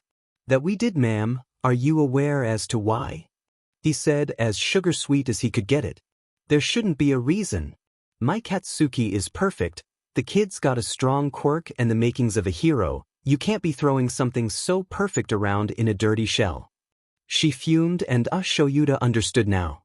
Miss, your son is being taken in for assaulting a classmate and illegal quirk. Unless you want him sent straight to a child prison without further investigation, you'll come in for his questioning. Shoyuta said coldly, silencing her rage and freezing her in place. A look of bafflement spread across her face as her husband apologized violently to Hayami, who continued to wave him off and offer him a small chocolate. Shoyuta nodded and walked straight to the interrogation room. This would be a very long evening and he wouldn't be doing more than the bare minimum of his job, even if he wanted to get this kid sent far away from Izuku until he got the help he needed. 0. Izuku was doing a bit better now, he'd say. After the impromptu cuddle session with Yamada, he'd been incredibly flustered and awkward. Sure, they'd be living together, and the guy wasn't exactly the most hero-looking off the job, but he was still present Mike. That knowledge only fueled poor Izuku's head with disbelief. Well, Yamada had made them a steaming pot of fresh beef stew, the smell of simmering meat and potatoes and an abundance of spice was lovely. The cooking PRD gave Izuku time to do his homework, Yamada holding an easy, distracting conversation, which Izuku was grateful for. After they'd eaten, the sun had just about set, and Izuku was debating what to do. How about a walk? Yamada piped up, snapping Izuku from his debate. That'd be nice, yeah, he smiled, standing up to grab the offered coat, which was a lovely beige with big brown buttons and a bow-waist tie. It was very lovely and fit perfectly, had they bought this for him. Where'll we go? Who knows, I'd say I'd let you choose, but there are plenty of food stalls along my usual route so it should be fine, Yamada hums, voice significantly calmer than usual. It was nice. The pro adorned a green corduroy jacket, embroidered with colorful flowers along the sleeves and base of the fabric. The blonde had paired it with what he had already been wearing, which Izuku couldn't help but find lovely on him. A baby tee white top with yellow sunflowers along the hems, and baggy yellow pants with brown stripes. Izuku couldn't say the house's look was much of a surprise anymore, considering the particular way Yamada dresses. Izuku felt a bit silly in his black sweats and white t-shirt, but the lovely coat made him feel much better. He didn't realize the look was something he'd be entirely fond of, but it really was quite cute. Yamada led them out, chilly evening air hitting Izuku's face and ruffling his hair. The movement caught the blonde's attention, and he let out a questioning hum. Something wrong? Izuku asks, tilting his head to the side as they walk. Oh, nothing, lil listener, just curious what the story behind this is? He said, gesturing gently to the singed hair on the underside of Izuku's scalp. Oh, long story actually, you know the kid Aizawa's dealing with? Well, he's a childhood friend of mine, I guess you could say. After developing a quirk he got different. His mom wasn't any help, despite generally being nice to people. She really didn't help his development. He became violent, I guess. This was from a while ago. Before I died a few days ago, I had this gnarly scar on the back of my neck, and my hair, and its roots, got super damaged. It won't regrow, so I'm stuck with good ol' crispy locks, he chuckled, telling the story as it was. Yamada pouted, that's horrible. Who'd do such a thing to someone as sweet as you? Ugh. The hero scoffed again, throwing his hands up. Izuku giggled. You're funny? I know, Yamada said, flicking his hair dramatically as the two laughed. A comfortable silence fell over the two and continued to remain nice as they bought crepes from a street stall. Sitting down at a park bench, Izuku couldn't help but notice Yamada had opted for the girl crepe paper, holding it loosely as he ate. Of course, gender was a construct, but the stall itself had 3 paper options: boy, girl, and enchanted. Which in hindsight was pretty funny, but did nothing to stop Izuku from his curious bluntness. You got the girl paper? Izuku asked, wincing at the lackluster phrasing, and not that it's a bad thing. You can like whatever paper you want because gender isn't real and it's a cute paper and it's not a big deal. I was just curious, so it, and you know 'cause dash, Yamada cut him off with a gentle laugh. I just like the girlier things, but to answer your hidden question, I'm non-binary, he explained, attracting Izuku's undivided attention. Well, non-binary male. I still use he/him pronouns and whatnot, but other than that I like stereotypically feminine clothes and activities, and really don't have a preference when it comes to honorifics or compliments. He explained calmly, grinning happily at the wonder in Izuku's eyes. That's really incredible. Wow, that explains your amazing fashion sense now. Would you want me to call you Mrs. or Sir? Gah, this is so fun. He bounced, practically radiating excitement. Glad you think so, kiddo. Really he wasn't particularly worried the boy was homophobic, but it's trained anxiety. So minimal relief was still present. I do. It's amazing to see so many Cur heroes I never knew about. It makes me so happy, he smiled, and oh, Hisashi needed to look into that. No kid of his would be allowed internalized homophobia if that was what it was, but he decided not to press. Well, there's plenty more than just me and Sho, but it's not exactly my place to say, he chuckled, taking another bite of his crepe. Of course. I would never ever ask you to reveal something like that about someone else and out them to a kid, oh my gosh. Hisashi just ruffled Izuku's hair. Good on you, kiddo, and they ate in silence until it was time to head home. The walk was peaceful. The air was still but crisp, and the stars seemed even brighter despite the street lamps. It was really nice, though the blonde noticed Izuku's anxious fidgeting, and assumed he mustn't have felt that way. Something on your mind, little listener? He pressed. Izuku perked up, wide viridian eyes reflecting the lamps as he searched for something in the prose features. He took a breath, shutting his eyes tight enough to appear painful. I know you're just housing me for the time being, and that it's already a super bunch to be grateful for because no one's ever treated me so nice and it's really an honor, but I mean, so. If it's not too much of a selfish question, do you think dash, words seemed to catch in the boy's throat, face settling into frustrated confusion. Your time, kiddo, Hisashi said gently. Izuku nodded, taking another deep breath before staring daggers into Hisashi's similarly green eyes. Do you think it's possible for me to become a hero, even with a quirk like this? He asked, and though he had a look that screamed, I want an honest answer, his trembling palms and quivering lower lip made his insecurities all too clear. With the boy growing up quirkless, Hisashi couldn't help but understand far too clearly. Without a second thought, he squatted down to grab Izuku's trembling hands, rubbing freckled skin as he got the boy's attention and boy.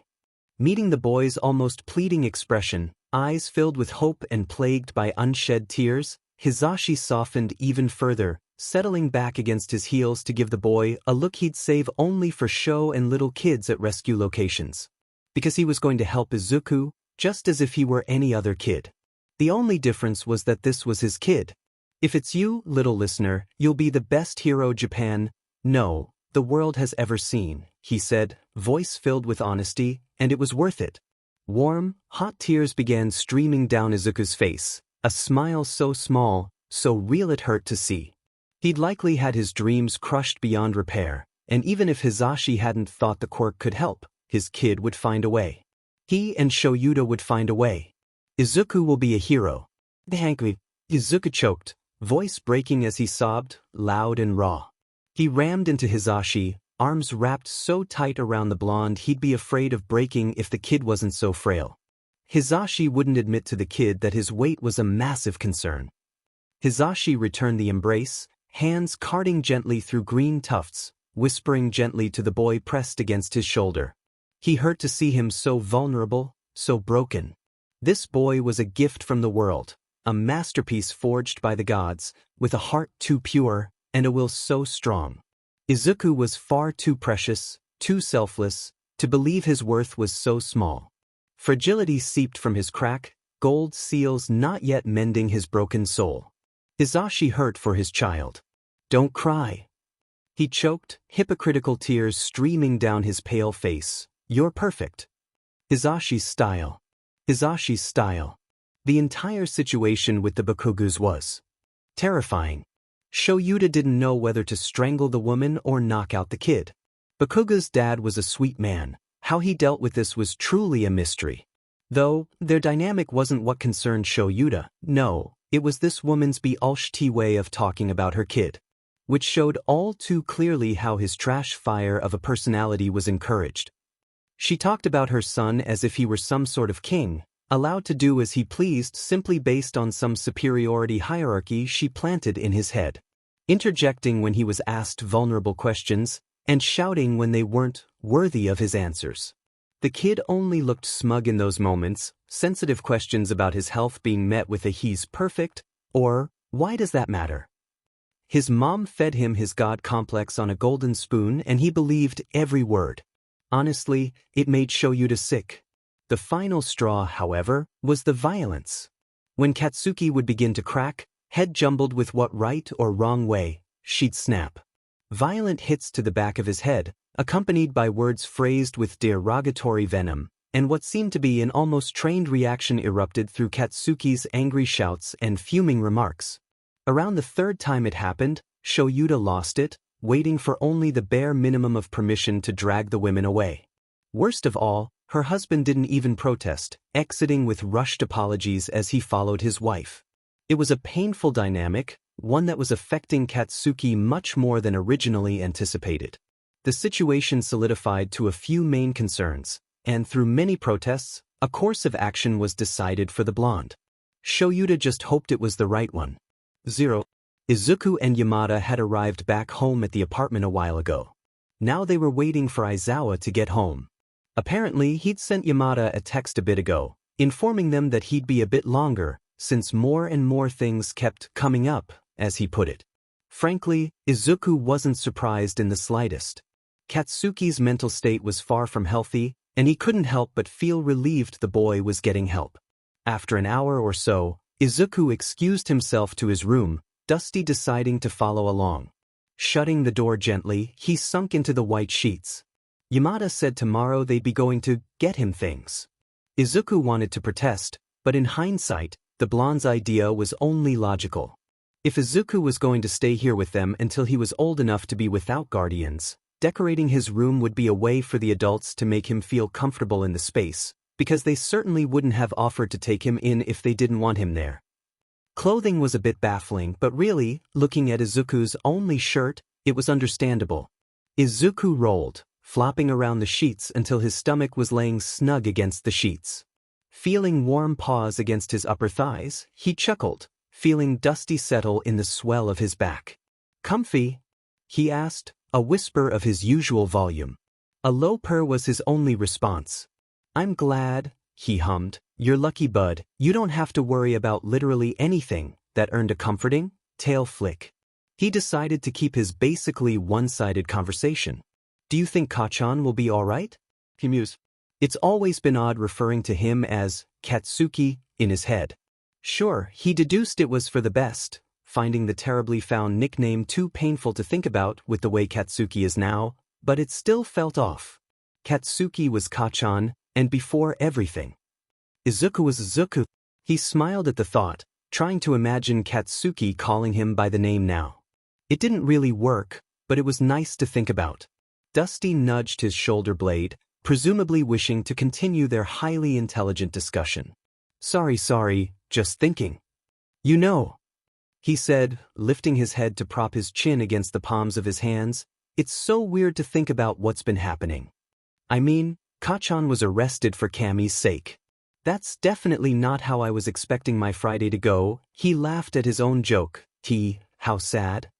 Dusty let out a shocked meow as if feigning his own disbelief. At least someone is as shocked as I seem to be. Right? Absolutely crazy and then present. I mean Yamada took me out for crepes. Crepes? I haven't been out to get stall food in like, literally ever. He was so nice about it too, then Izuku felt his throat tighten, choking back a heavy lump. He told me I could be a hero, he said, feeling the telltale signs of a single tear, running slowly down his cheek and settling just under his chin. The grounding weight against his back lifted, along with his head, being pushed up by soft fur. He sat back, legs crossed at the ankles, fluffy gray in his lap. So Ori, I don't know what go OT into me though. Izuku stuttered, choking out the final syllable as big wet tears ran down his face, clogging his words as he quietly wailed. Incoherent babbles of, someone believes in me, and he says I'm a hero, blended together as he wrapped his arms around the warm mass in his lap, thankful Dusty had taken the initiative to settle close. He said could do it, that I could do anything . Izuku choked out, unfamiliar warmth wrapping around his chest, burning his heart like red-hot chains, filling his lungs with thin smoke. He felt like he was dying, but it wasn't bad. He'd felt burns, bright sparks flashing across his vision, searing burns littering his skin, blistering the flesh, and filling his nose with the vile smell. This hurt, but it wasn't terrifying. He didn't want to scream or run, begging for mercy. He knew this feeling hurt, but it didn't scare him, almost a comforting presence. As if it was a precursor to incomprehensible positivity. He stayed there, feeling held in his arms as he wailed, comforting purrs and rubs soothing his burning skin. He couldn't tell you how long they stayed like that, and if he held Dusty tightly against his chest as sleep took him, he couldn't say. Tiring yourself out was a funny feeling, emotional exhaustion feeling like a violently dragging pull down into the world of dreams. He needed the rest though since Duncan hadn't left, he probably did too. If he missed Aizawa coming home, well there was always tomorrow morning, he supposes. He supposed correctly, waking up to the smell of coffee once again. The morning was peaceful but tense, information being shared throughout breakfast and into the getting ready PRD of the day, and boy was there a lot of information. To start, they began with Kachan, because the situation ran far deeper than even Izuku expected. Izuku knew the boy's personality wasn't the best. Even before they'd gotten their quirks, he'd had a disgustingly large ego and a nasty temper. On top of being disrespectful and outright rude at times, his mother seems to hold him on a pedestal. He was her golden boy, and could seemingly do no wrong. Izuku knew she liked him, that was no surprise. The only instance she'd ever turn on her son was when Izuku was involved. Look, Izuku ate his whole dinner. She'd snap, calling Katsuki spoiled, despite the fact she was the one spoiling. It didn't hurt that Izuku barely had enough food to feed himself at home, but he'd never tell Auntie Mitsuki that. He just sat quietly and used his manners, while Kachan threw a fit. Though that was when he'd only recently been diagnosed quirkless. Nothing official with his whole, mutant-type, gene. Overall, it seemed Katsuki only took the adults' favoritism and bias to further his own dumb means, using their ignorance to justify clearly unheroic behavior. All in all, Katsuki wasn't the brightest or the nicest, but he was still a kid. Sure, the adults didn't really make his hostility any better, but they certainly didn't make it worse. If anything, they made him showier, less likely to hurt Izuku or others on his own time. No, Katsuki was bad, but he was a kid, and kids can learn to be better. Even if he likely didn't want to. He was messed up and full of images of his own self that were far too grand to be healthy when they inevitably shatter. Izuku felt hurt imagining those fragments, hissing at the thought of each unattainable goal digging into Katsuki's ever-ticking bomb. Thankfully, there was a perfect solution, though Auntie Mitsuki wouldn't see it that way.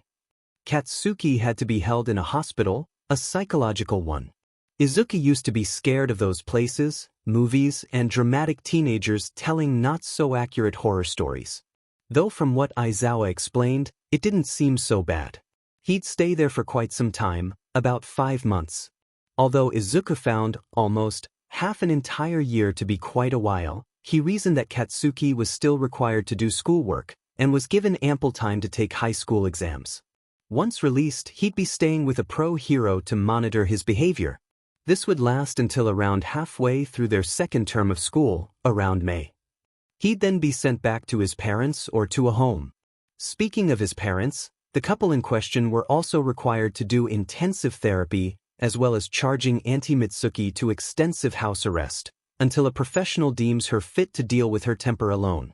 Which thankfully won't interfere with either adult's work. Being fashion designers, she'll only need to move her station home and find a way to send her concepts to the creative teams.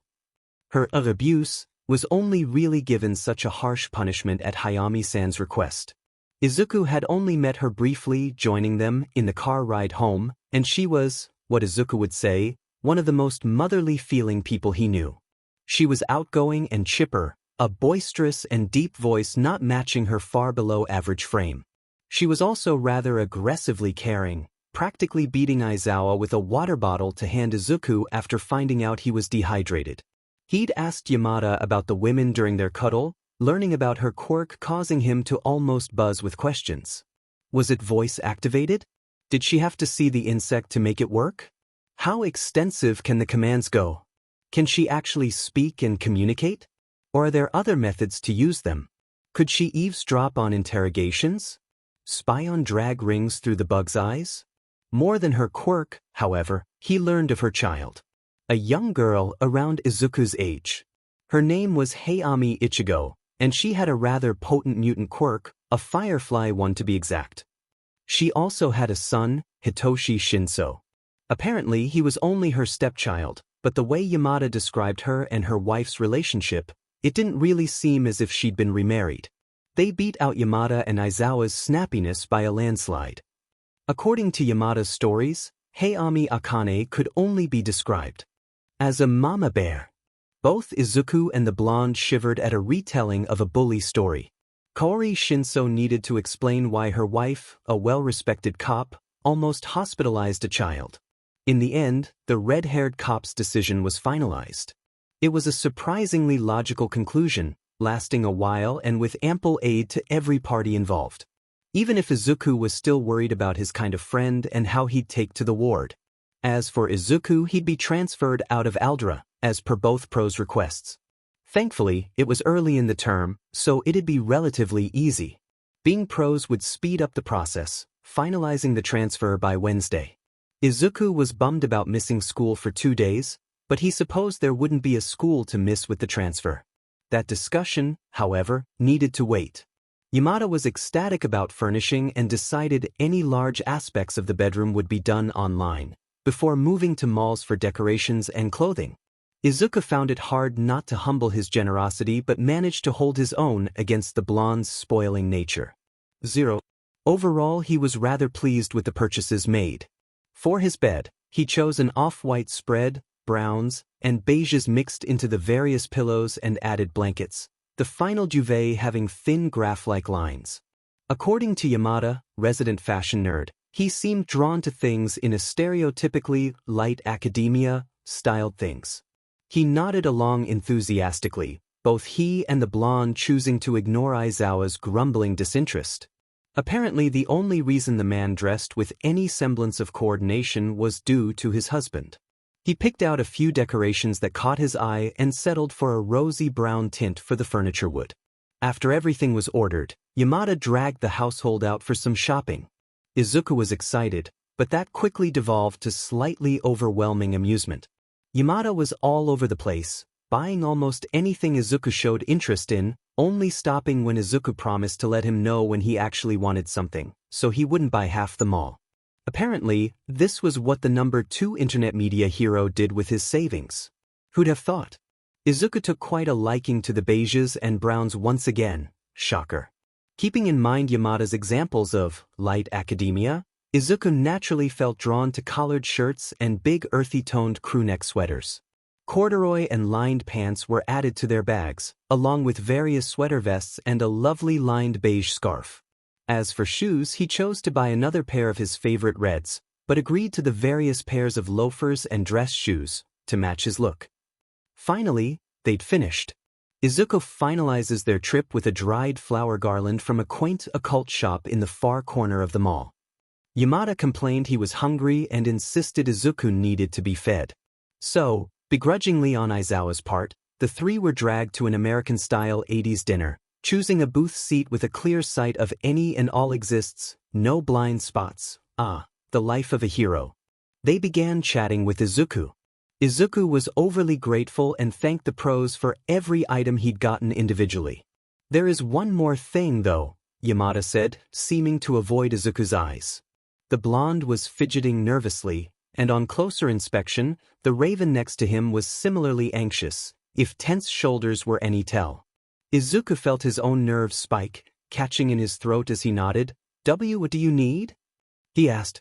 It was illogical to worry about being left behind, that they bought all this to send him off to his own rundown apartment, but he couldn't help the underlying trauma. "The school we want to transfer you to. It's really strict, attempting to keep students safe and all that, you know? So the school has a strict enrolling policy because they're strict, so they need to keep things strict and like dash." The blonde's familiar anxious rambling was interrupted, Aizawa butting in. "What Zashi is trying to say is that the school has specific requirements when enrolling that include guardianship." Izuku held his breath. Were they gonna give him up? Send him to a home? Make him move with his new things? It doesn't make sense, but emotionally. Which means we have limited choices. So we were wondering, would you want us to adopt you? Izuku's style. Adopt dash. If a human being had the ability to turn into a blue screen, Shoyuta would bet a lot of money Izuku would be the first. "It's a bit more complicated than that," Shoyuta sighed. "The school we dash." "And Tsukauchi?" Hisashi squeaked, nerves almost visually burning. "Yes, the school we and the detective chose has a system in place for certain children. Those with mental health issues or learning disabilities. Really, we only chose it because Hayami-san's wife runs the daycare there, but it's pretty tightly run," he said.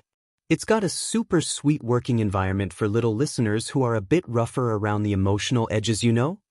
Hisashi added, clearly slipping into a showy persona to mask his anxieties. Shoyuta couldn't help the gentle hand he placed on his husband's thigh. He knew Zashi would be nervous about this conversation but didn't realize to what extent. He gently rubbed his thumb against the soft pink fabric of his skirt. "If you remember about Hayami-san's kids, they also attend, and her wife works in the daycare section of the school," the blonde added. "We super-duper trust them to take care of you." Shoyuta continued, "Of course, if you don't want to be adopted by two random pro-heroes, that's fine too. We could always just file permanent guardianship until you reach adulthood." However, he allowed Hisashi to continue.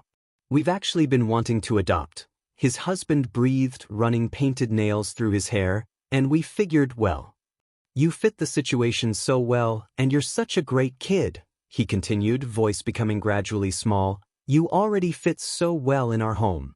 The boy's mind seemed to be running a mile a minute. Of course, in Shuta's eyes, this whole situation was optimally convenient, and overall made sense from an emotional point of view. However, they were dealing with a kid, one that had an ample amount of trauma and insecurities. Izuku choked, taking his time to answer. They let him sort through his thoughts. "You both actually want me?" The two instantly softened at his shaking. "We've always wanted a boy like you." 0. If Izuku hadn't been consistently counting his fingers, he'd be convinced he'd slipped into a realistic dream. If you thought about their offer solely through convenience, they would have simply filled permanent guardianship as they mentioned, making the process easier without unnecessary responsibilities and paperwork, while also filling the school's criteria. Yet, they wanted him. If Izuku hadn't learned to read people so well, he would have assumed they were bluffing, but there just wasn't a logical explanation for any possible deception. I don't understand," he admitted, the stinging of tears at the back of his eyes refusing to fall. "It wasn't something to cry over, I mean. You could have just done the guardianship thing and not had to dash." "We didn't have to, you're right," Aizawa said, firm hand placed against his own, and freckles standing out against pale calluses. But we want to, he said firmly, and a quick glance at Yamada's violent nodding was such an in-character form of agreement.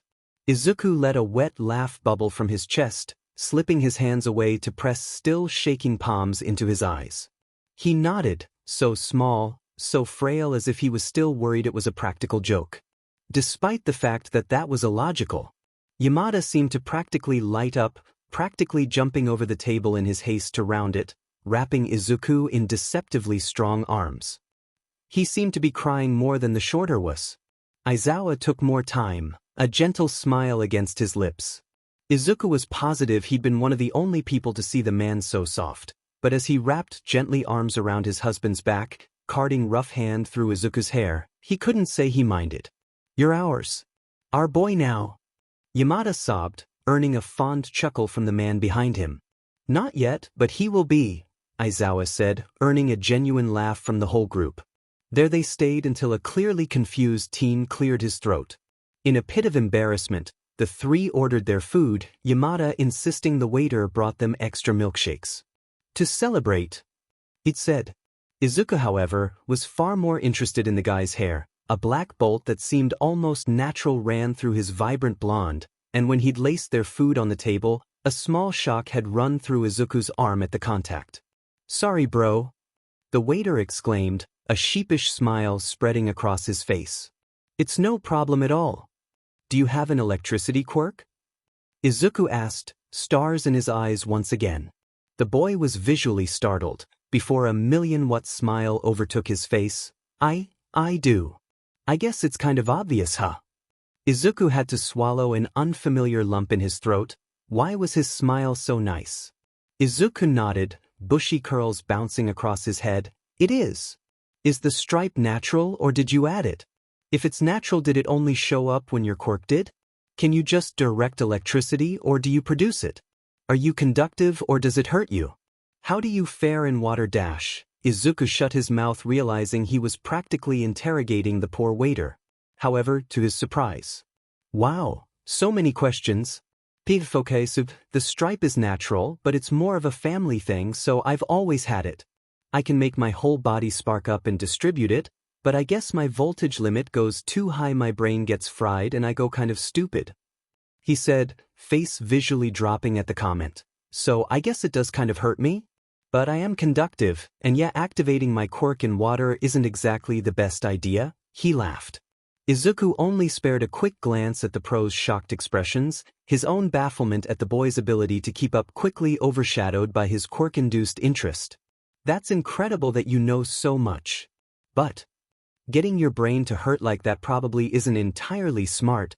There's probably a reason, and logically just sending out a voltage doesn't seem all that possible.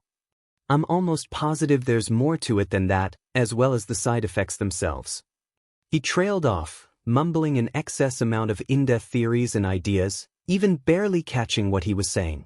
"Wow dude, you're like, super freaking smart. That's so cool. Smart guys are like, totally my type," he winked, sending Izuku out of his head with a furious blush. Dash, he stumbled, quickly taking a long sip from his milkshake as he glanced towards the pros for help. If their amused avoidance of eye contact was anything, they found this amusing. "Traders." "A dash," the blonde interjected. "My name's Denki Kaminari if you were wondering," he supplied, nervously shaking his wrist to his side. If Yamada caught onto the stim, he wouldn't say, "I am Izuku Midoriya, but please call me Izuku," he smiled, getting his bearings back at the normal conversation. "Cool. Then you can call me Denki. Man, if I had any of this help when my quirk came in, maybe I wouldn't be so dumb," he trailed, zoning out before a quick smile relaced the mellow expression. Izuku paused. He wasn't exactly sure what he was or wasn't allowed to do. Yamada had got him a simple phone, and Aizawa had said he could do what he pleased, so. I don't know if this is overstepping, but dash," he glanced towards the curious adults across from him. "If I got your number, we could find a time to meet up and maybe talk about your quirk?" He offered a nervous smile, quirking the corners of his mouth. It was the blonde's turn to blush, bright red spreading across his cheeks as a small spark zapped in the corner of his eye. Yeah, that'd be cool," he drawled, grabbing his order sticky pad T furiously scribble his number down and hand it to Izuku. H here, he smiled sheepishly, sparing a quick glance to the adults before saluting. Gotta get back to work. Later Izuku, he said hastily, stumbling away. A beat of silence later, and Yamada was wiggling his eyebrow at Izuku with a smug look. Shush, Izuku whined, ignoring any and all questions by eating his share of food. After that experience, the trio headed home. It took quite some time to set up the spare room with Izuku's things. The furniture they ordered arrived quickly due to the hero's DLVRY service, which, why did that even exist?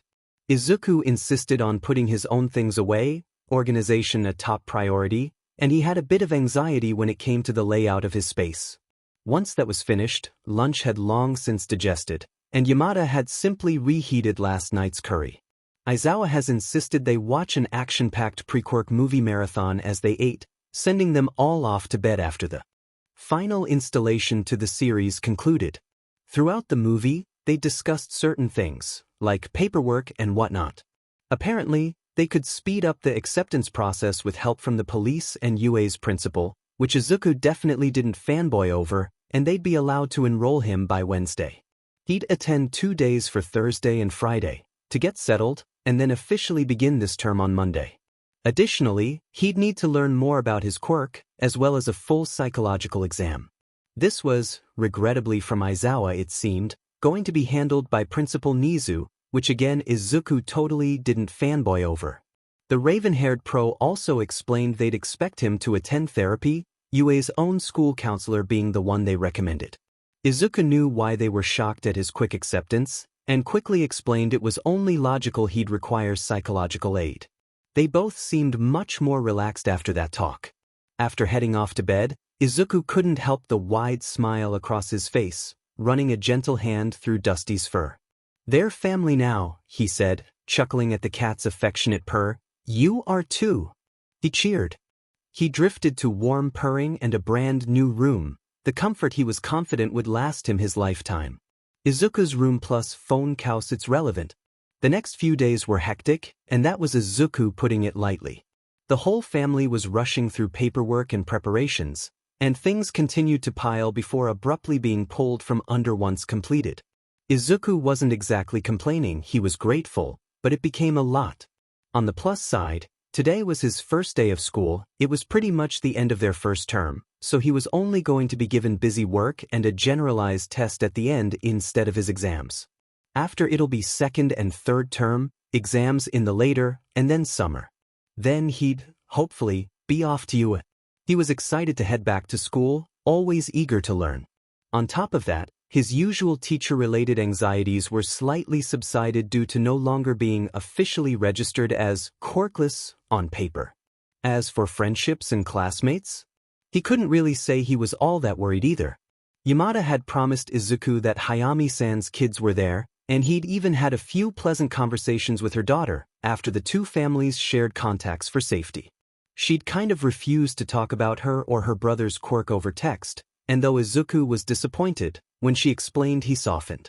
Her brother was bullied and respectfully, she was equally as much of a quirk nerd as he was. When she said the text box character limit was a hindrance to her properly describing things, Izuku had never connected to someone more spiritually. He'd also been talking with Cam Denki quite a bit over the past few days, and they'd both learned an equal amount about one another.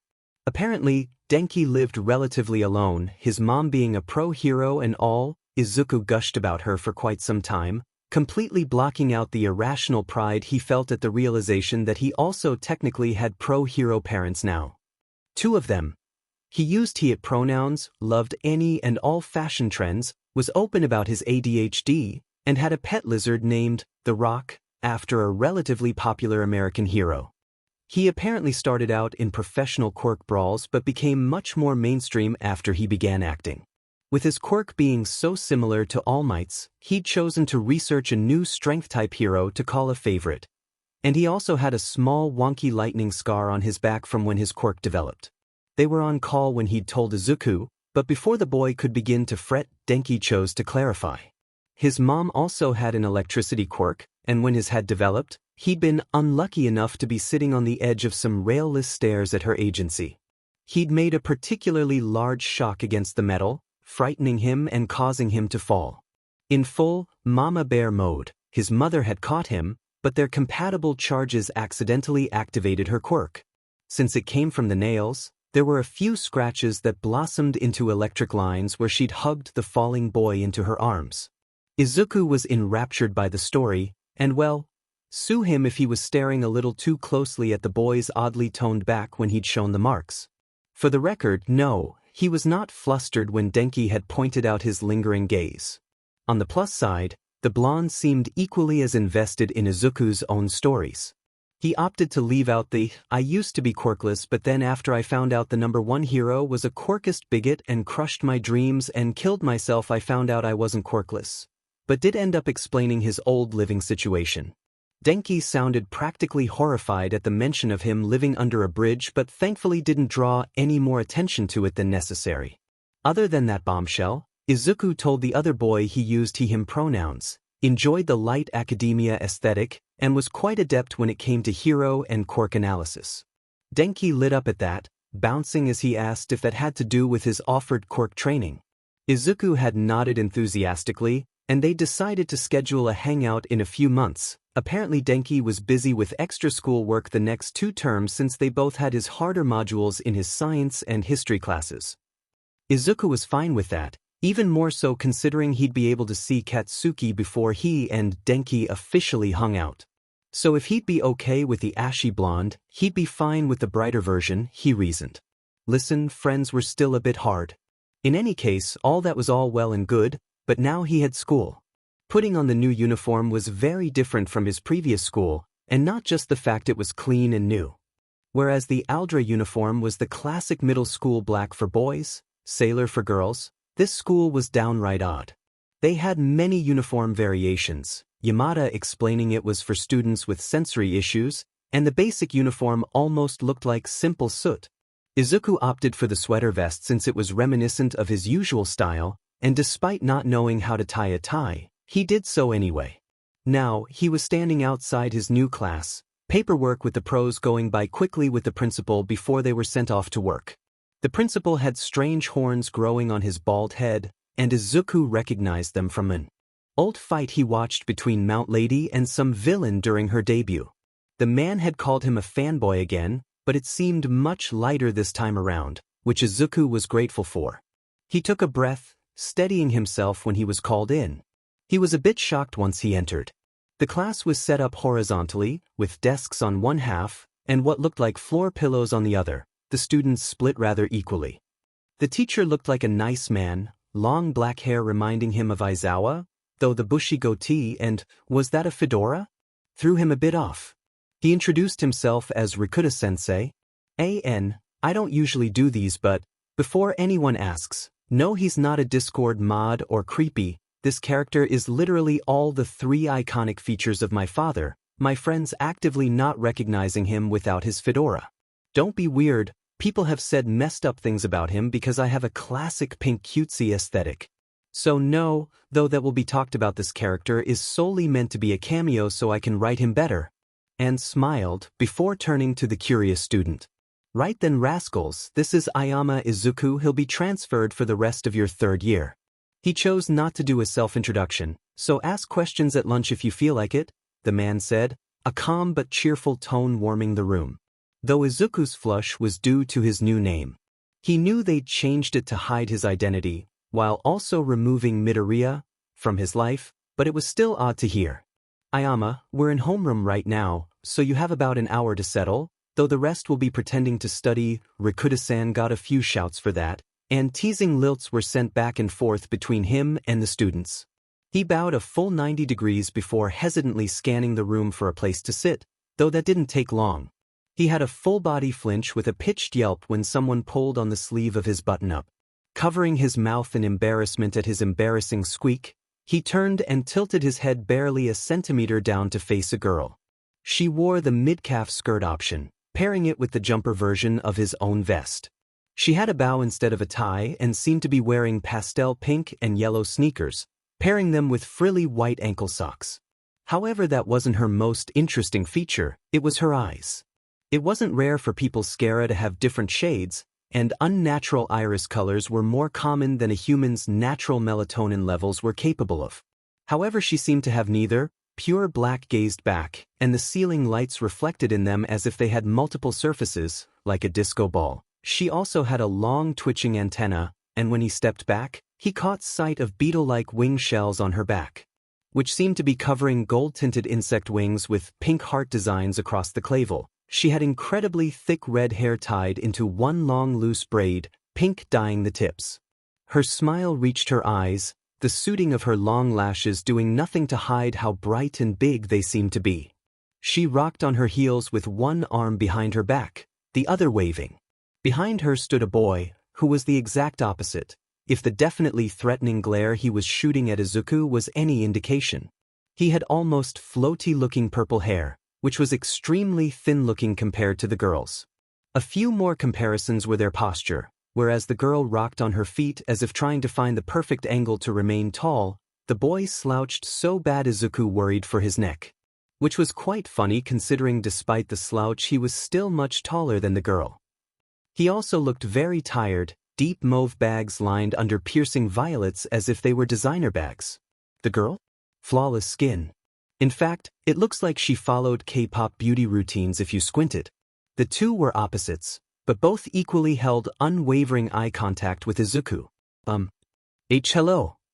He tried, curing the fact he already stumbled over his words.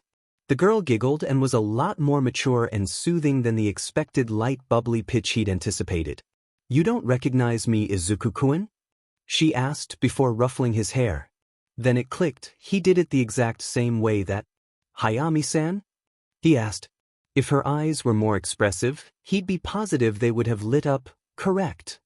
She beamed. My name is Hayami Ichigo, however, you can call me Chi-chan, she said with a subtle bow of her head, and this is Shinso Hitoshi, my older brother, she said, gesturing to the gloomy boy, whose gaze instantaneously softened when she turned. He gave Izuku a small nod, before being smacked across the arm. Introduce yourself. She hissed, though it kind of sounded unsurprisingly like a buzz. He huffed with a mumbled, hey, which seemed to satisfy the redhead. Excellent, she said, clapping her hands together. We often chose to sit on the floor, if you're inclined to join us, but at lunch, we settle outside. Our friend May doesn't bode well in classrooms during mealtimes, Hayami, Chi-chan, said. Izuku was a bit surprised at how polite her Japanese was. She didn't have a foreign accent, so maybe she just learned differently? She certainly wasn't using commonly casual honorifics and terms you'd often assume from a middle schooler. Yeah, we're just over there if you want, Shinso said, his overly casual speech an equally jarring contrast as everything else. Yes, if I'm not imposing or overstepping, he nodded, sparing a glance to the no longer glaring Shinso. Hayami simply shook her head with an ever-consistent smile as she skipped off.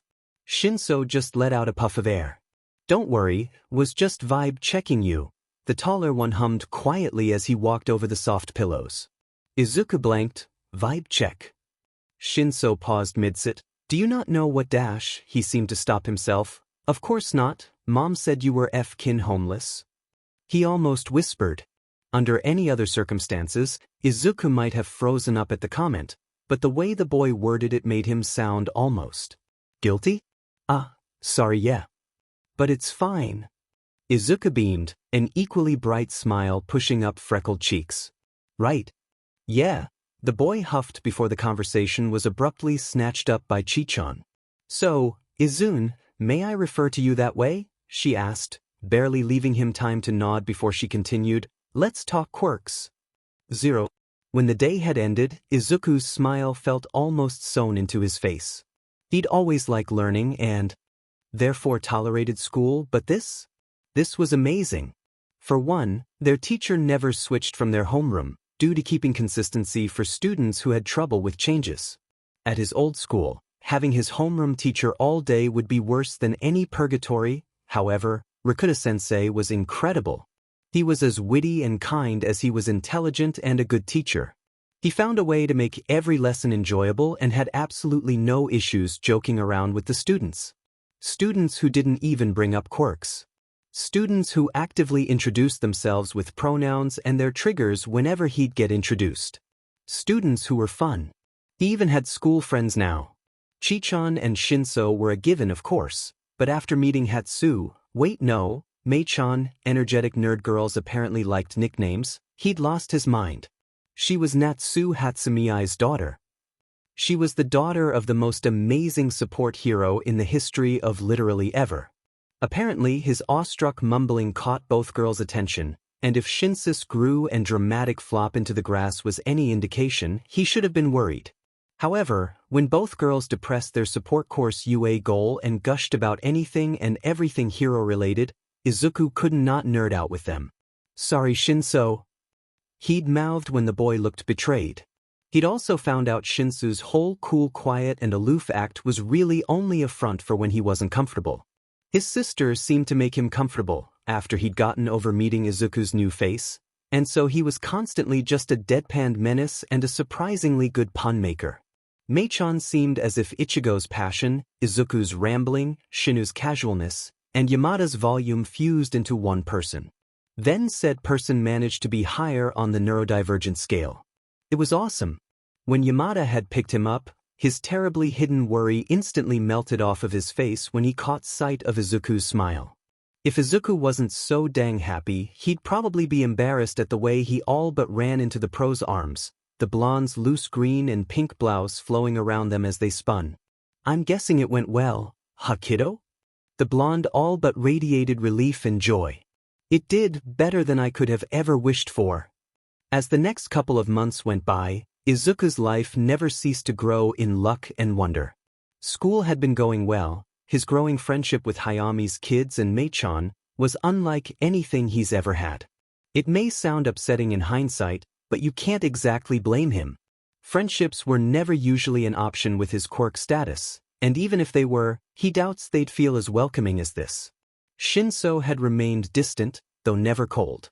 Izuku assumed it may just be issues with socializing, anxiety, or something along those lines, and speaking to Chichan just confirmed it. The tallest of the group was bullied quite a bit for his quirk, something both he and the redhead were adamantly fuming over. The two were angry from a protectiveness for the boy, as well as empathizing with the bullied kid lifestyle. Chichan was also a very close friend, though a few times a week, she'd sit with her girlfriend, Uka Kobayashi, who reminded him of Pro-Hero Lost Boy, so they haven't had quite as much time to bond. He and Mei-chan, however, became close much quicker than he'd expected, and they've even had the girl over for dinner on a couple of occasions, Yamada choosing to offer when it was clear she and Izuku really didn't want to end their conversation. When she'd first arrived, it looked like Aizawa was using every single ounce of teacher patience he could muster not to leave the room. She was quite energetic, he was familiar with the girl, considering her father was a close friend, but it didn't make it easier. That day had also been the first time Izuku called Aizawa dad, and though he hid the anxiety while Mei-chan was there, the breakdown that occurred once she'd left was something else. It was the first time he'd cried since the diner, and it took a whole lot of reassurance from both pros before he calmed down. He didn't want to overstep, and after some time, he no longer felt that he was. Now he almost exclusively refers to Shoyuta. He was told the names Aizawa and Yamada were now banned, as dad, and Hizashi as mum.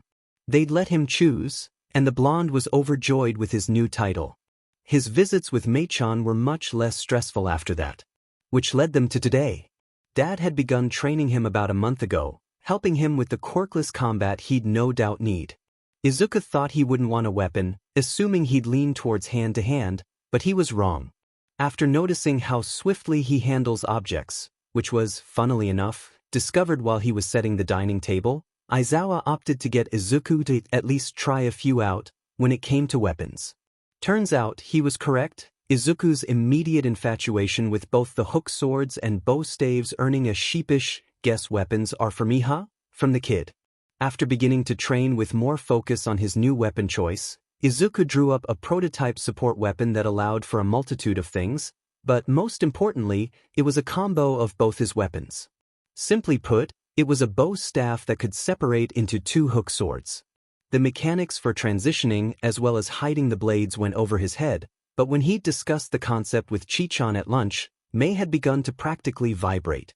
Mei-chan was the weapons and tech girl, always excited to make more gadgets. Ichigo was much more focused on costume design and creation but had her fair share of ideas. To no one's surprise, Mei-chan had swept Izuku up after school, barely giving the boy enough time to text his mum that he's been consensually kidnapped before Mei whisked him away.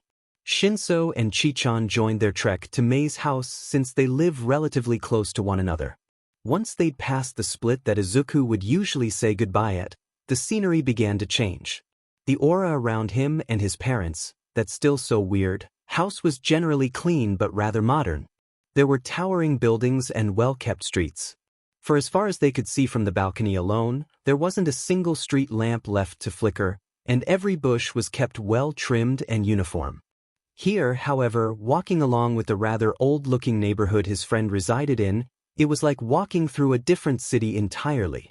The houses all had lingering hints of traditional Japanese homes, those with their doors open revealing well-worn tatami mats.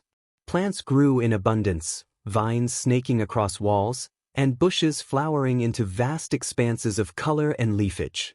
The difference was drastic, and Izuku couldn't honestly say he preferred one over the other. His friend's neighborhood felt homey, and his felt special. Both were wonderful. Earth to Izuku-an. A wildly flailing tanned hand shot across his vision, causing him to stumble back. Sorry Mei-chan, was I zoning out again, he chuckled. Just a little, Ichigo responded for them, a soft smile creasing her darkened eyes. But no matter, we just wanted to inform you that I and Hitoshi would be parting from the two of you now, she said, gesturing to a relatively large home, lined with tall sakura trees that still have yet to flower. Oh yes sorry.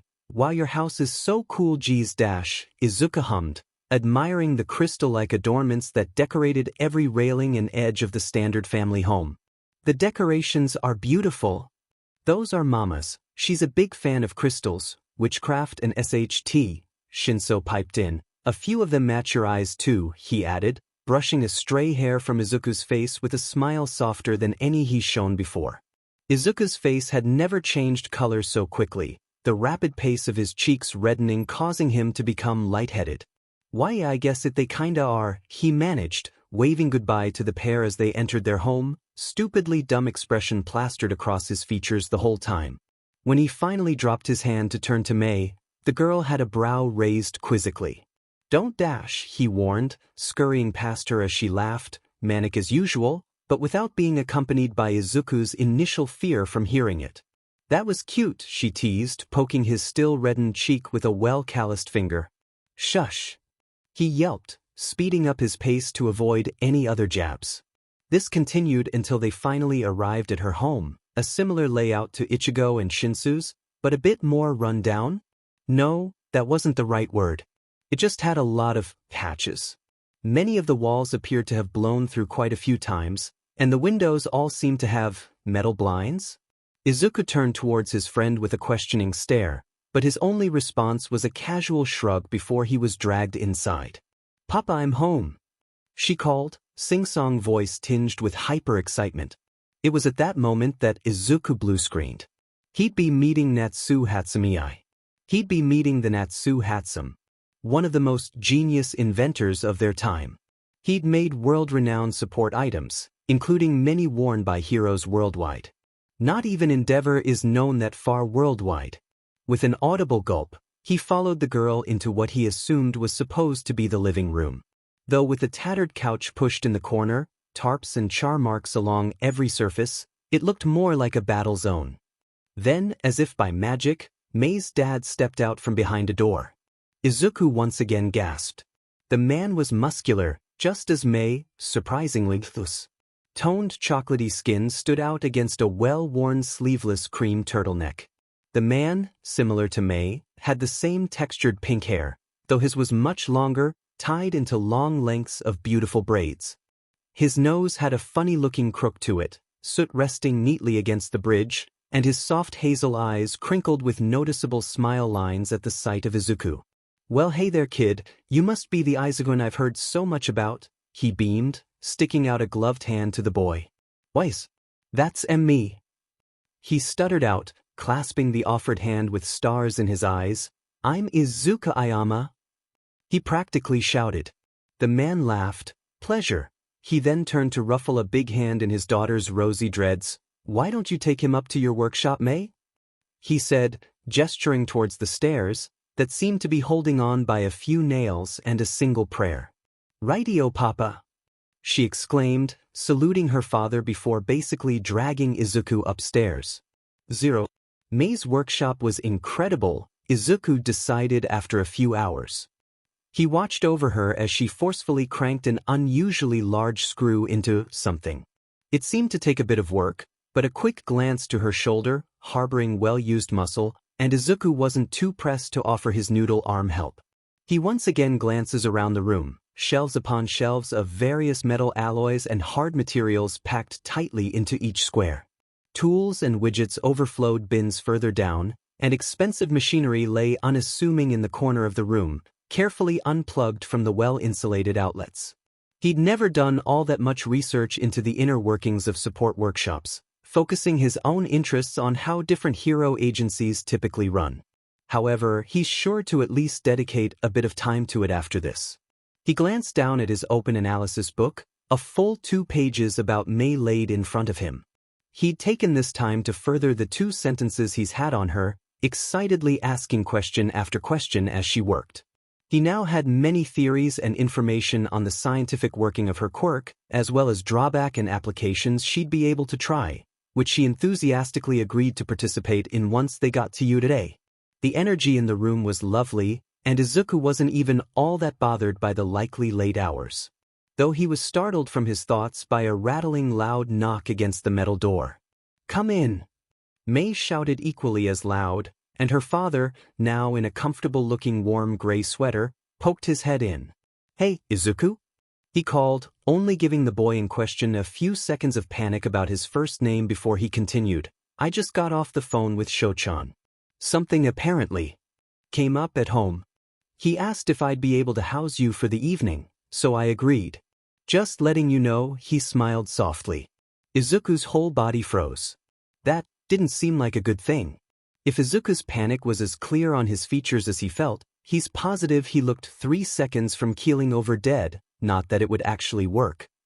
Though to his surprise, a gentle hand-drawing pattern circled into his forearms brought him back. He focused against the creamy dark skin as it soothed his nerves. Don't worry, Sho-chan made a point to let me know nothing bad happened to them, your dads are okay. They just need the night to settle something big and don't want to overwhelm you. With a change right off the bat, he said, voice smooth and warm, and Izuku couldn't help but relax. Right, yeah, that's good, that's great. Izuku breathed a shaky breath. May walked up to his side cautiously. How about I give you some pajamas or something to wear, and you can tell me all about my quirk? She offered, usually enthusiasm remaining despite her volume actively being lowered. He smiled gratefully, a simple nod all he managed to get out before she gently took his hand, leading him to her room. After that, he's decided to zone out a bit until they settle, barely speaking a word throughout dinner, despite feeling much better. As he entered back into her room, he realized there was a distinct lack of a futon. Where'll I sleep? He questioned the girl already settled under fluffy covers. In here? Next to me? She said as if it were obvious. That's what you do at sleepovers. She insisted, and what did Izuku know? They both SEKD at anything related to social norms, May explaining it was an unfortunate aspect of her thoroughly diagnosed ASD, and Izuku couldn't help but feel her descriptions of her autism-induced tendencies correlated strangely close to his own actions. No matter the case, he crawled in, settling into the wildly comfortable mattress as the blankets weighed heavily against tense muscles. This is comfy, he hummed, already feeling his eyelids grow heavy.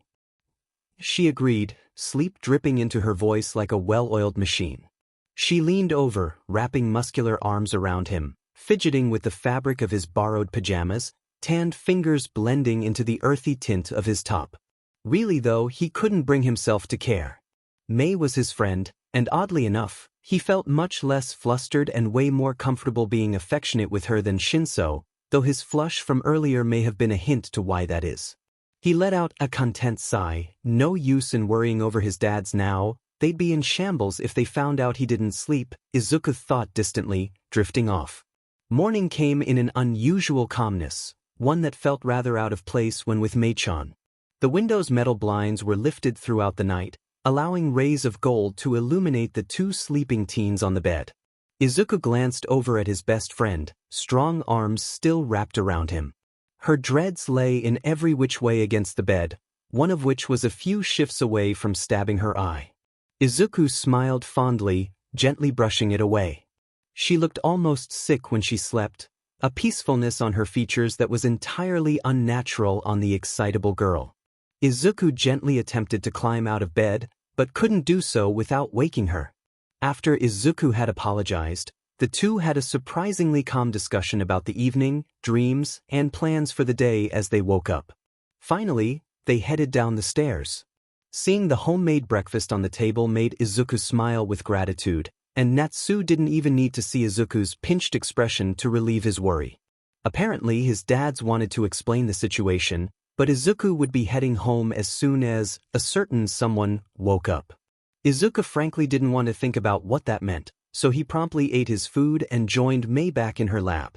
He sent a text to Auntie Namuri, hoping she'd know at least something, only to find she was just as confused.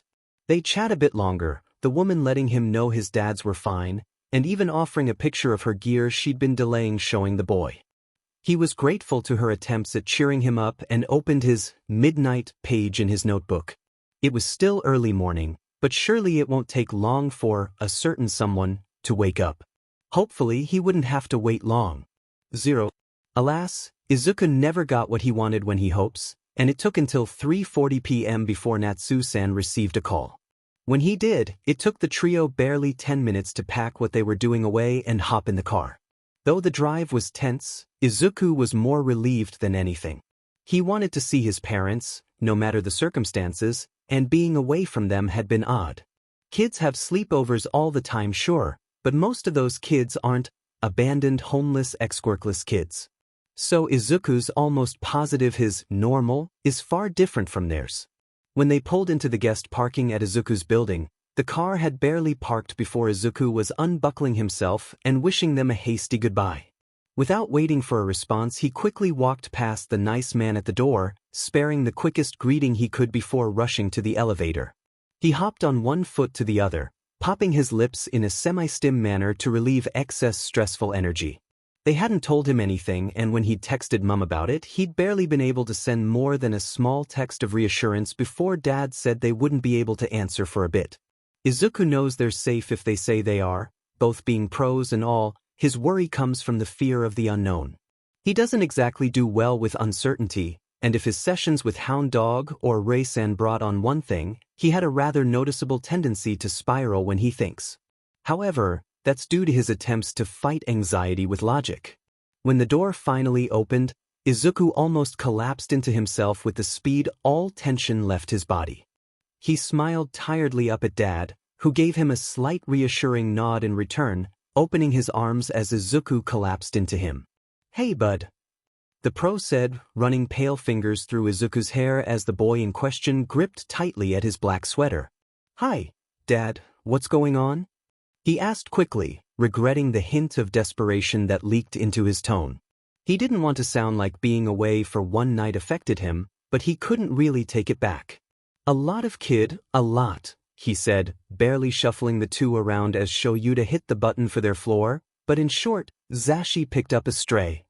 This made Izuku pause, recognizing the term well from the random dinner parties they'd have with Auntie Namuri and the detective. They'd called him a stray when teasing Aizawa about the quick past adoption and haste to take the boy in. "Does that mean, Dad, is there a kid in our house?"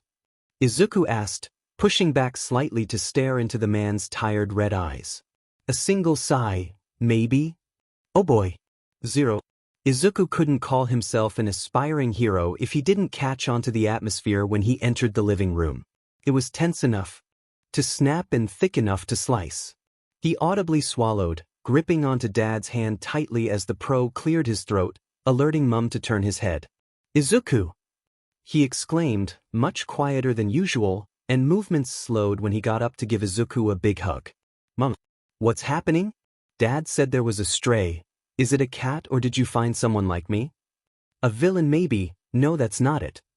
What happened is everything dash. He was cut off by a scoff, the noise coming from behind them.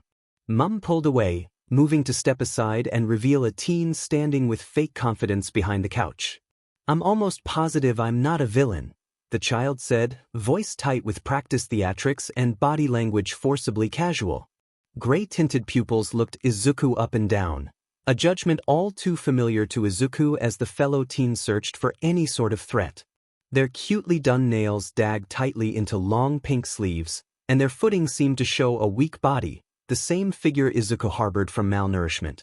This kid is hitting way too close to home. Hello? Izuku questioned, seeming to snap his dads out of their guarded observing. Right so dash, Mum started. Izuku baby, this is Neito Monoma, Neito, this is Izuku, our son, he gestured, placing a comforting hand on the freckled boy's shoulder. Izuku, Neito hummed as if testing out the name, cool. They shrugged, going to shake his hand before flinching away, very obviously trying to hide his attempt at formality by running it through blonde strands. As for Izuku, he'd be dead not to notice a quirk-induced insecurity, and the way the boy distinctly avoided contact gave away a touch-based quirk. Maybe it was villainous like Shinsu's? But then again they'd likely be trying to seem less threatening rather than confident. Maybe others found it dangerous? Maybe?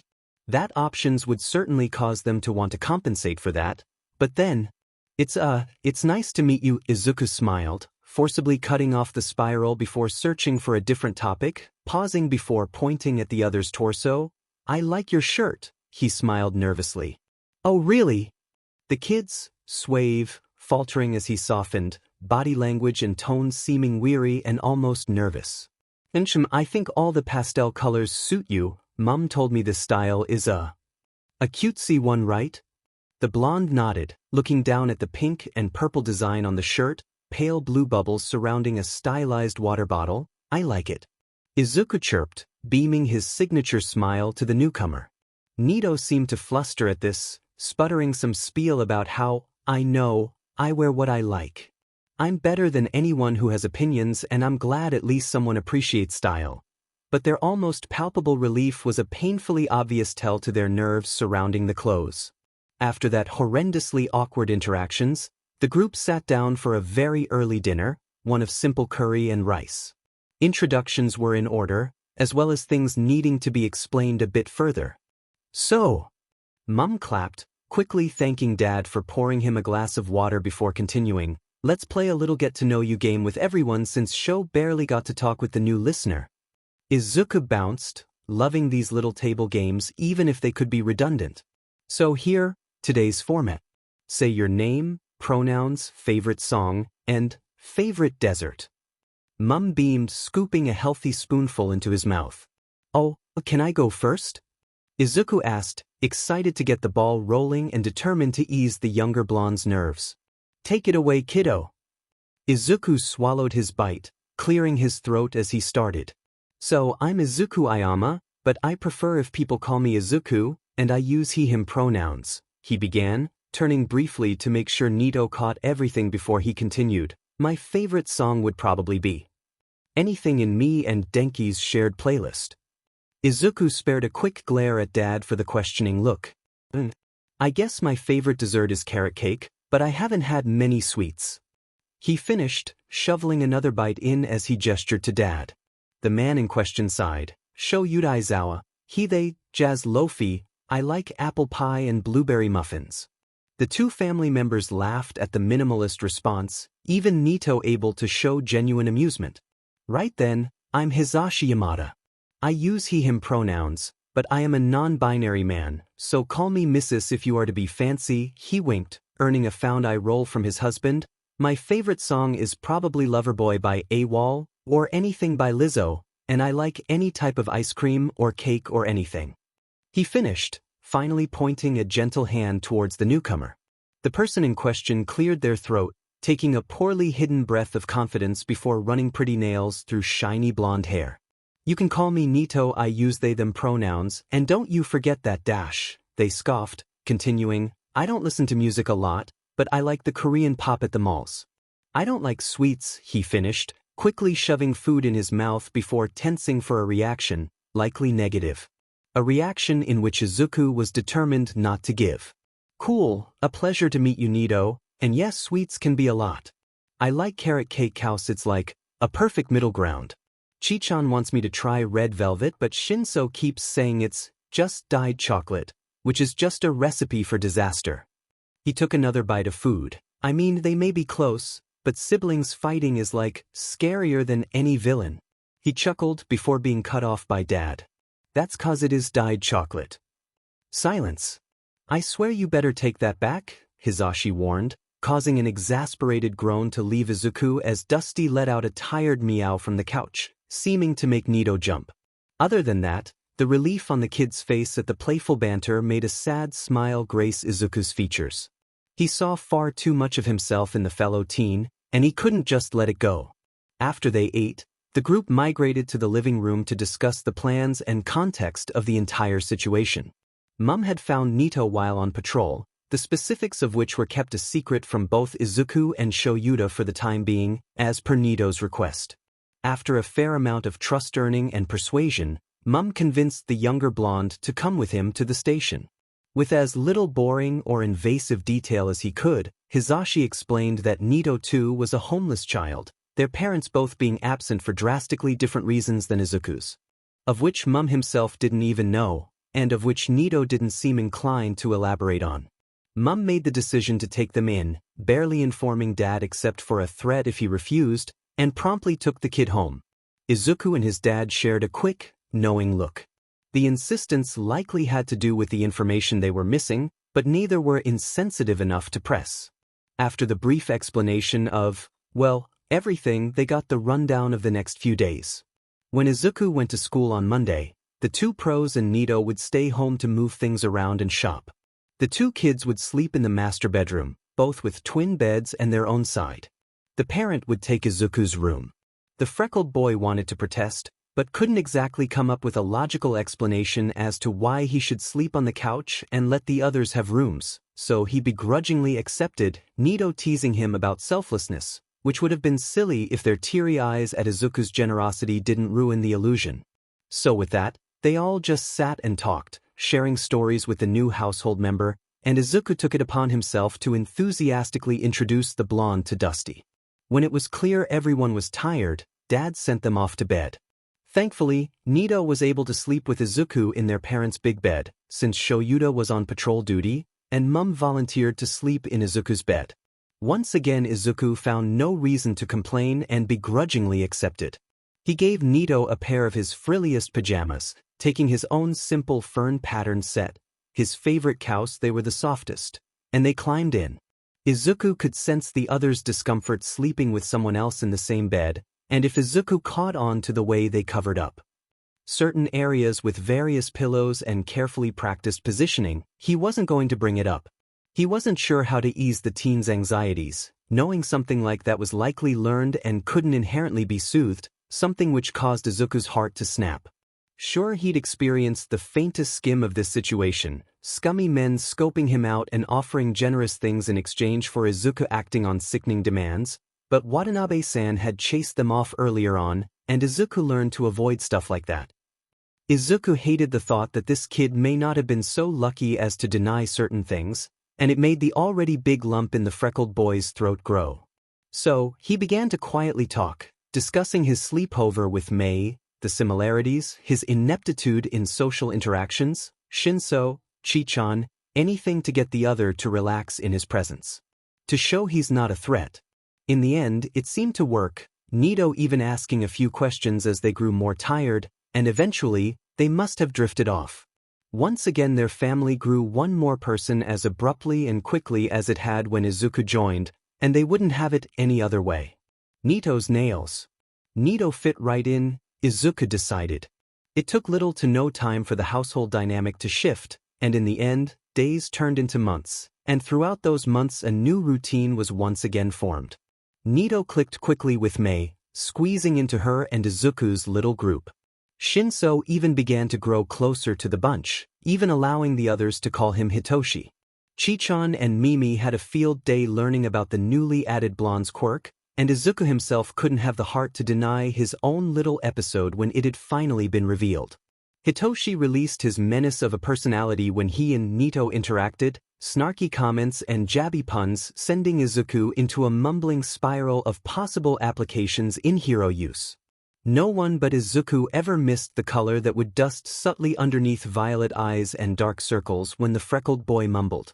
Hitoshi's eyes stayed locked on Izuku's features, flustered fidgeting bubbling up at every compliment on his quirk or comment on his positive actions. Though Izuku didn't notice, dense as he was. Along with a different bound, Izuku had begun spending time actually in person with Denki, meeting up once or twice a week to talk about quirks and hang out. He had wanted to wait until he'd seen Katsuki again, originally. If he could face Kaken, he could face his mega crush. Alas, his liking for the boy and said blonde's insistence, he couldn't exactly say no, and arguably he had too many friends to feign social ignorance at this point. Though hang out is a strong word, Izuku thought idly, rocking back and forth on his heels as he waited. It was a really nice Sunday, and only 1 week until the exam and a day after Valentine's.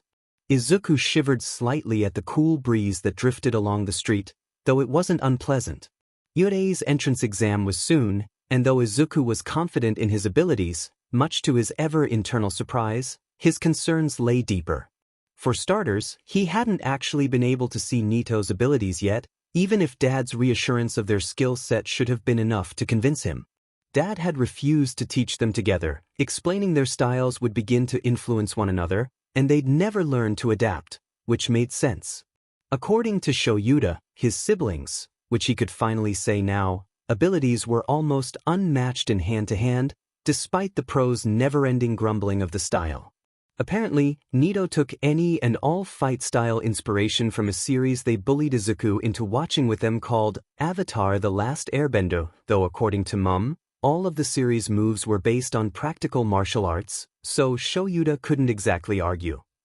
There were more concerns than his siblings' success, however. Katsuki held another. Knowing the systems in place, it was drastically unlikely that Izuku would run into the blonde, whether actually in the exam or after, but he was still nervous.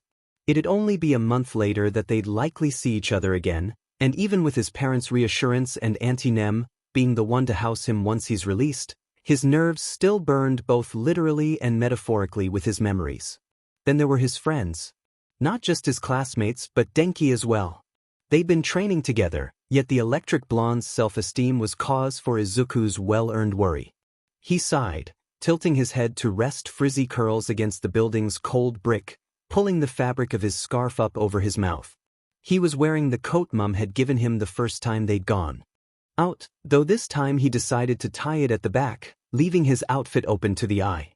He was actually quite proud of what he'd picked out.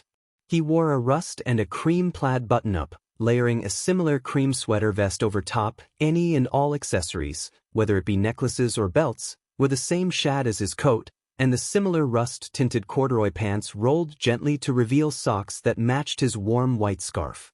He finished off the look with his leather shoes, ones which gave a satisfying click whenever he tapped the toes together. He fiddled with the scarf, checking it covered every area it could. He couldn't catch a cold, it'd be too hard on his health considering he was barely healthy at all. He was waiting for Denki, a meet-up being scheduled at a cafe, not only to go over everything before the exam but also just to wind down before the said event.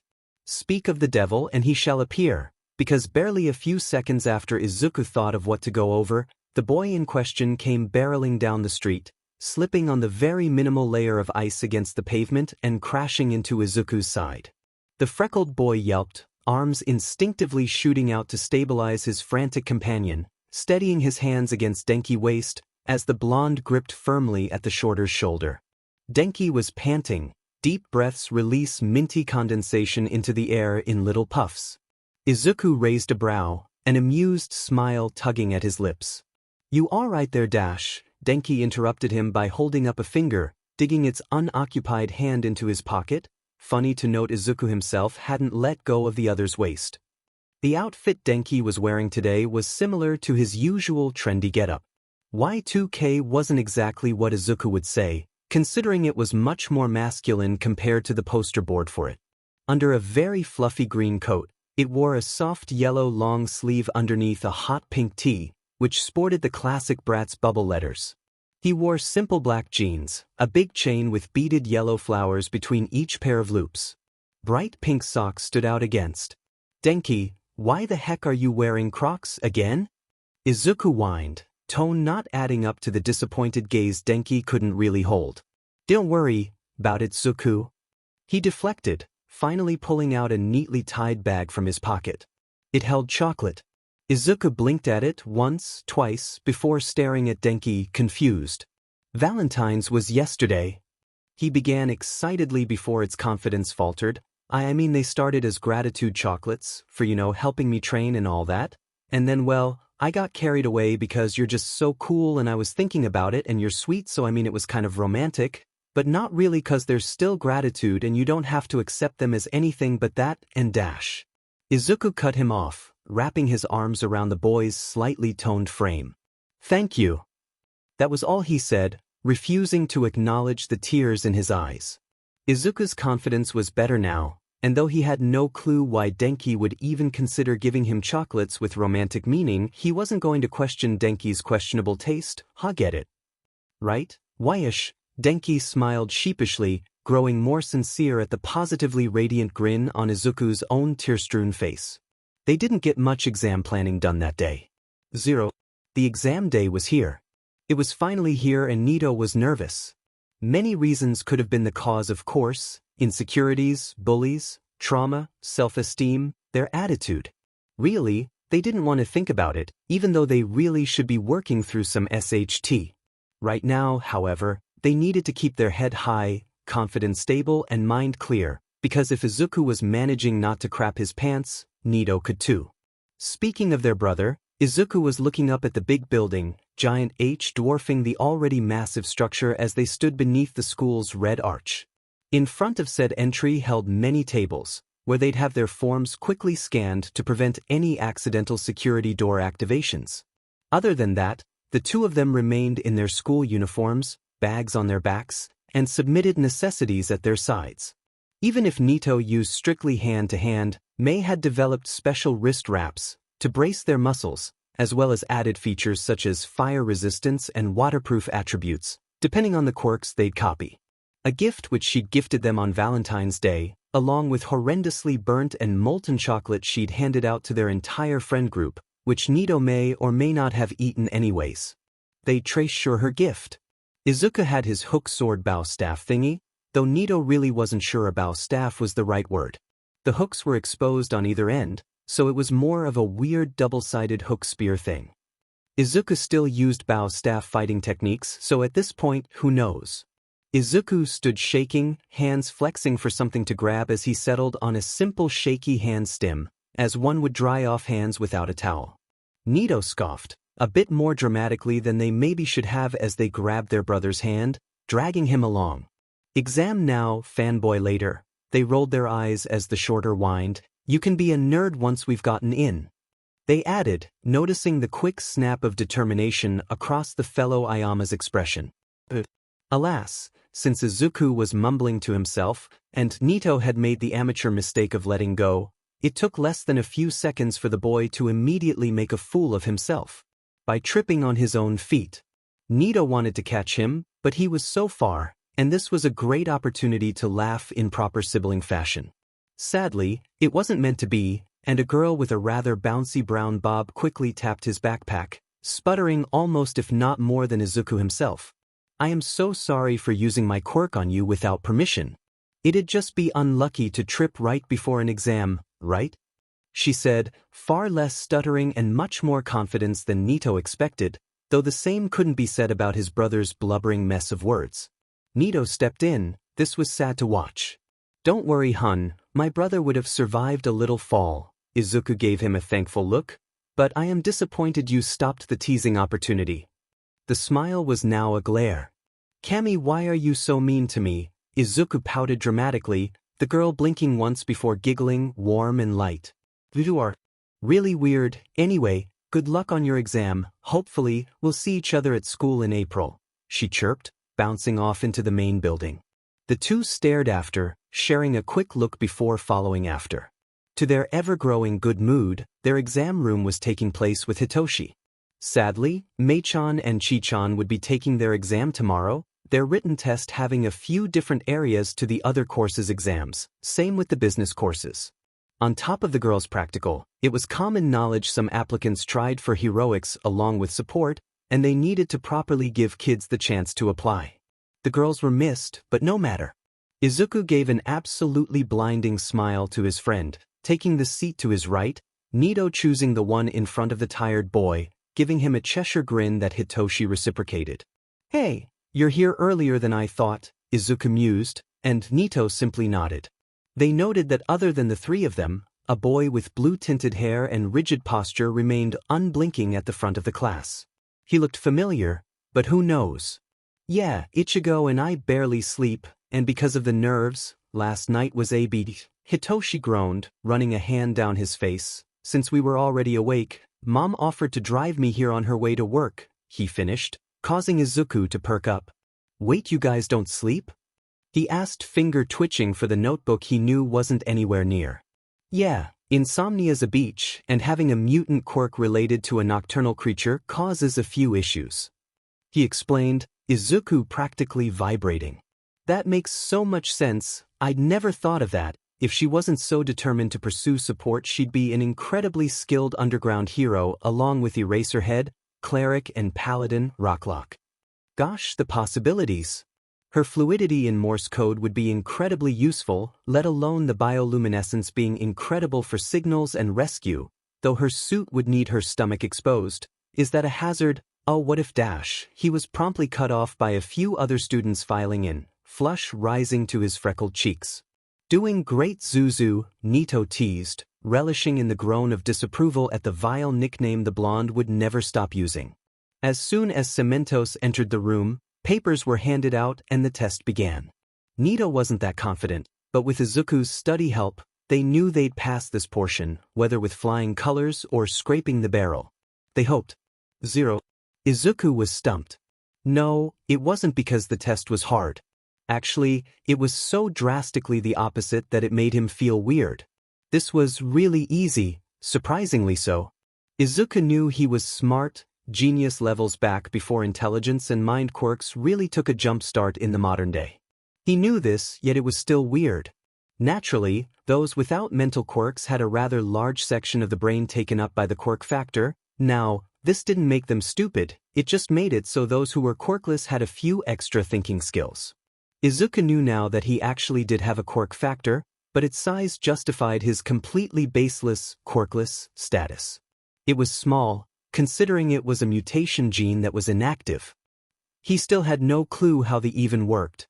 So the speed and ease he had going through the test shouldn't have been all that surprising, especially considering he did fill up the 2 supplementary lined sheets for the essay portion, which he was pleased to see was about a villain attack situation, just needing the applicant to write what they do in such a situation. Even so, there was still an hour and a half of the allotted 3 hours. He'd taken half the average time. He sighed, knowing that if he went over his responses one more time, he'd commit a felony. Standing up, he went over to Mentos, a hero he knew quite a bit about, and refrained the fanboying from getting out of hand as he vibrated in his seat throughout the prose instruction just barely an hour ago. The hero in question raised, what Izuku assumed, was his brow, quietly addressing him as to not disturb the others. "Ayama, if you don't know an answer, you could at least wing it. Leaving stuff wrong is better than blank," he said, and it took Izuku a few seconds of blinking before he smiled sheepishly. Nothing is blank, Cemento, sir. And the 2 bonus pages are kind of full, so I can't do much more." He laughed awkwardly, earning a shocked expression from the cement. How could he even read his features? Who knows? Right, okay. The pro said. No one in the class could hear their discussion, but the fact he was sent to lunch after that caused a few shocked expressions from fellow examinees, and to Izuku's immediate discomfort, a judgmental glare from the boy with blue hair and angular glasses that had arrived before the lot of them. So weird, he thought, making his way to the lunchroom to wait for his friends. Izuku was only a little disappointed no one had finished before him. On the plus side, he didn't have to talk to anyone. He quickly slid into one of the booth-style tables in the cafeteria, taking out the bento Mum had made for him and Neito. He chuckled a bit at the design. Izuku had a simple cute bear on his side, but Neito's, well, let's just say Izuku knew what the pink food coloring was for. The rice was pink, the mochi was pink, and even the salmon was pink, obviously. It looked like a Sakura wonderland, and Izuku had to stifle snorting chuckles. He set the box aside to wait for his sibling, taking out his notebook to continue working on his cemento sketch, since he'd seen the man so close up. It was only after a few minutes of this did he realize someone had taken the seat in front of him. Glancing up, he was met with a curious but bright-eyed boy. He had rather messy black hair, chopped at weird layers and hanging unevenly over a scar on his brow. He had almost piercing red eyes, filled with an odd mix of wondering innocence and trained danger. When the boy noticed he'd gotten the shorter's attention, he beamed, revealing carnivore-like teeth that tapered into a hazardous peak. Now, most would be wary of such dangerous chompers. Izuku was not most. "Oh my gosh!" he shouted, practically diving across the table to grab the boy's cheeks, spreading the sides of his mouth open to examining his teeth, twisting his head this way and that. Hack dash, the boy tried, not able to form a sentence with his lips pulled so wide. "Oh sorry. Izuku frantically apologized. Narrowly avoiding slamming his forehead into the table as he bowed, "I just love quirks and your teeth are so cool, and I just thought they'd have some purpose and dash. Literally don't even sweat it, man." The boy chuckled, waving his hands a bit slower than Izuku's own. "I'm used to it, dude, don't worry," he beamed again. "So cool," Izuku muttered, staring starry-eyed at the munchers. The other laughed. "They are cool, but they actually aren't part of my quirk," he said. "Wow. A genetic mutation? Did one of your parents have it? Or a sibling? Grandparent? Do they affect your quirk negatively? How about diet? That sounds awfully painful dash." Izuku wanted to continue, but the boy just laughed. "Chatterbox, aren't you?" Izuku flushed. "My name's Ejiro Kirishima," he said, holding out a large hand to the shorter. I'm Izuku Ayama," he said, returning the shake. "Looks like we're the first two out of the exam rooms." Kirishima mused. "Seems like it. Was it easy for you too?" Izuku pressed. The boy tensed. No, I only understood half the questions. But I'm quick, and reviewing stuff is hard, so I didn't really have a chance to second-guess myself." He chuckled. "Oh, that makes sense. Well, I'm sure you did great." The two nodded, before Izuku continued. "I'm assuming you're trying for the hero track, considering you didn't just go home?" "Yup." He nodded excitedly. "I didn't think my quirk would suit hero work, but my partners convinced me otherwise." He chuckled. Izuku paused. "Partners? Plural?" Kirishima smiled wide. "Yup. My boyfriend and my girlfriend are both also trying out for the hero course." "You're dating two people?" Izuku wondered. Kirishima seemed to shrink. I mean yeah. It's called polyamory?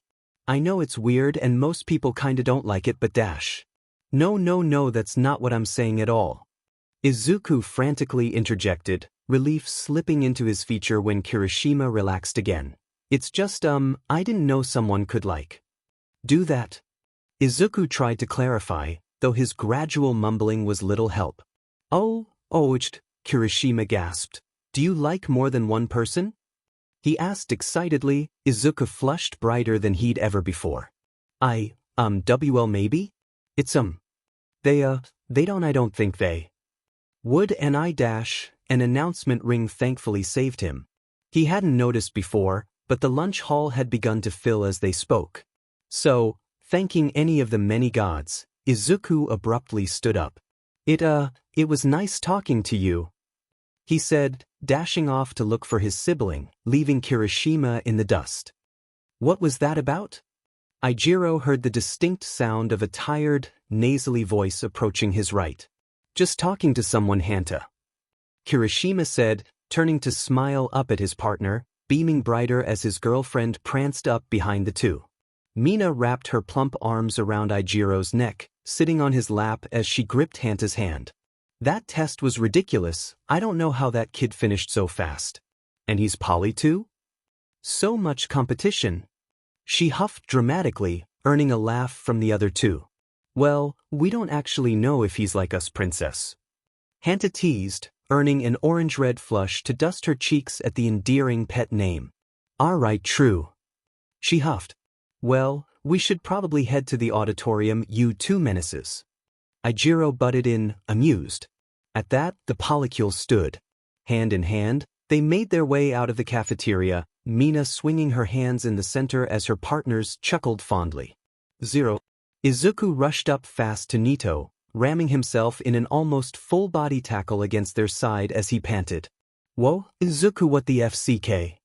Neito wheezed, grabbing their brother's shoulders to steady them as Hitoshi cackled. Sorry, exams. Auditorium, Izuku continued to pant. Neito rolled their eyes. Come on, doofus. They huffed, dragging their brother along. Their middle school paired them all in the same seating area, next to a student Izuku only vaguely recognized as Uka Kobayashi, Chichan's girlfriend. Neito gave the girl a wave, startling them for a moment before she smiled, leaning over to the group. Izuku instantly felt calmer listening to her voice. I'm so nervous. She whisper-shouted. The high softness to her childlike tone made him feel all the more confident amidst her nerves. Yeah, me too. Izuku agreed, Hitoshi only grunting in response as Neito nodded. They couldn't talk for long as Mum stepped out on stage. Izuku beamed, forgetting how his familial bonds to the hero would do nothing to quell his classic hero worship at seeing his parent in costume. Mum's hero suit is so drastically different from how he dresses at home. Izuku and Neito couldn't help but snicker. After Mum began his speech, to a distinct lack of enthusiasm from the crowd, he went on to discuss the rules, point systems, and how things are meant to be played out during the practical. Kobayashi leaned over Neito's shoulder with a glance. Different testing arenas, they mused. Izuku looked over as well, then took a quick glance at Hitoshi's, who lent the group his insight. I don't think they want the applicants working with their friends. He mumbled, Izuku nodding along.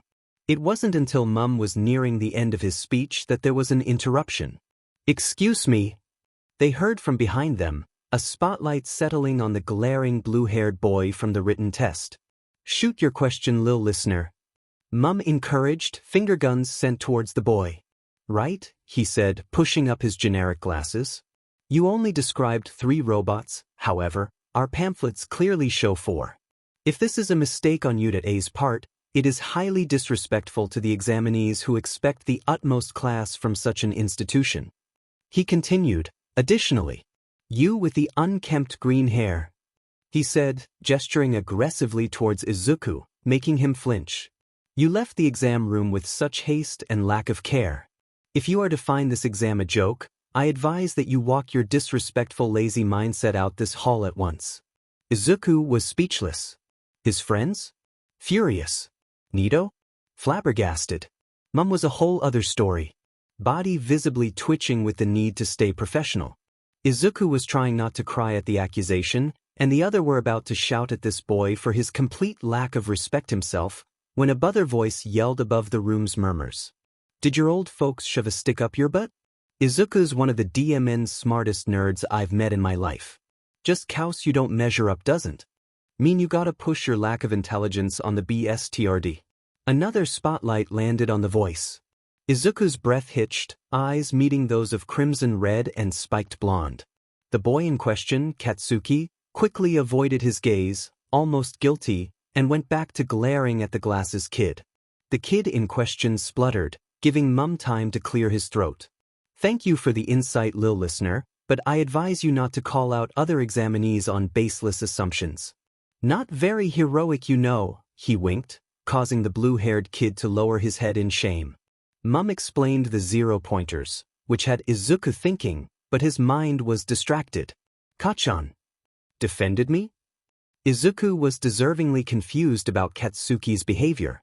Not only did he defend him, but he didn't call him quirkless, insult him aside from the nerd comment, and he complimented him? Izuku would dwell on it if he could, but time was of the essence. and their practice was going to begin.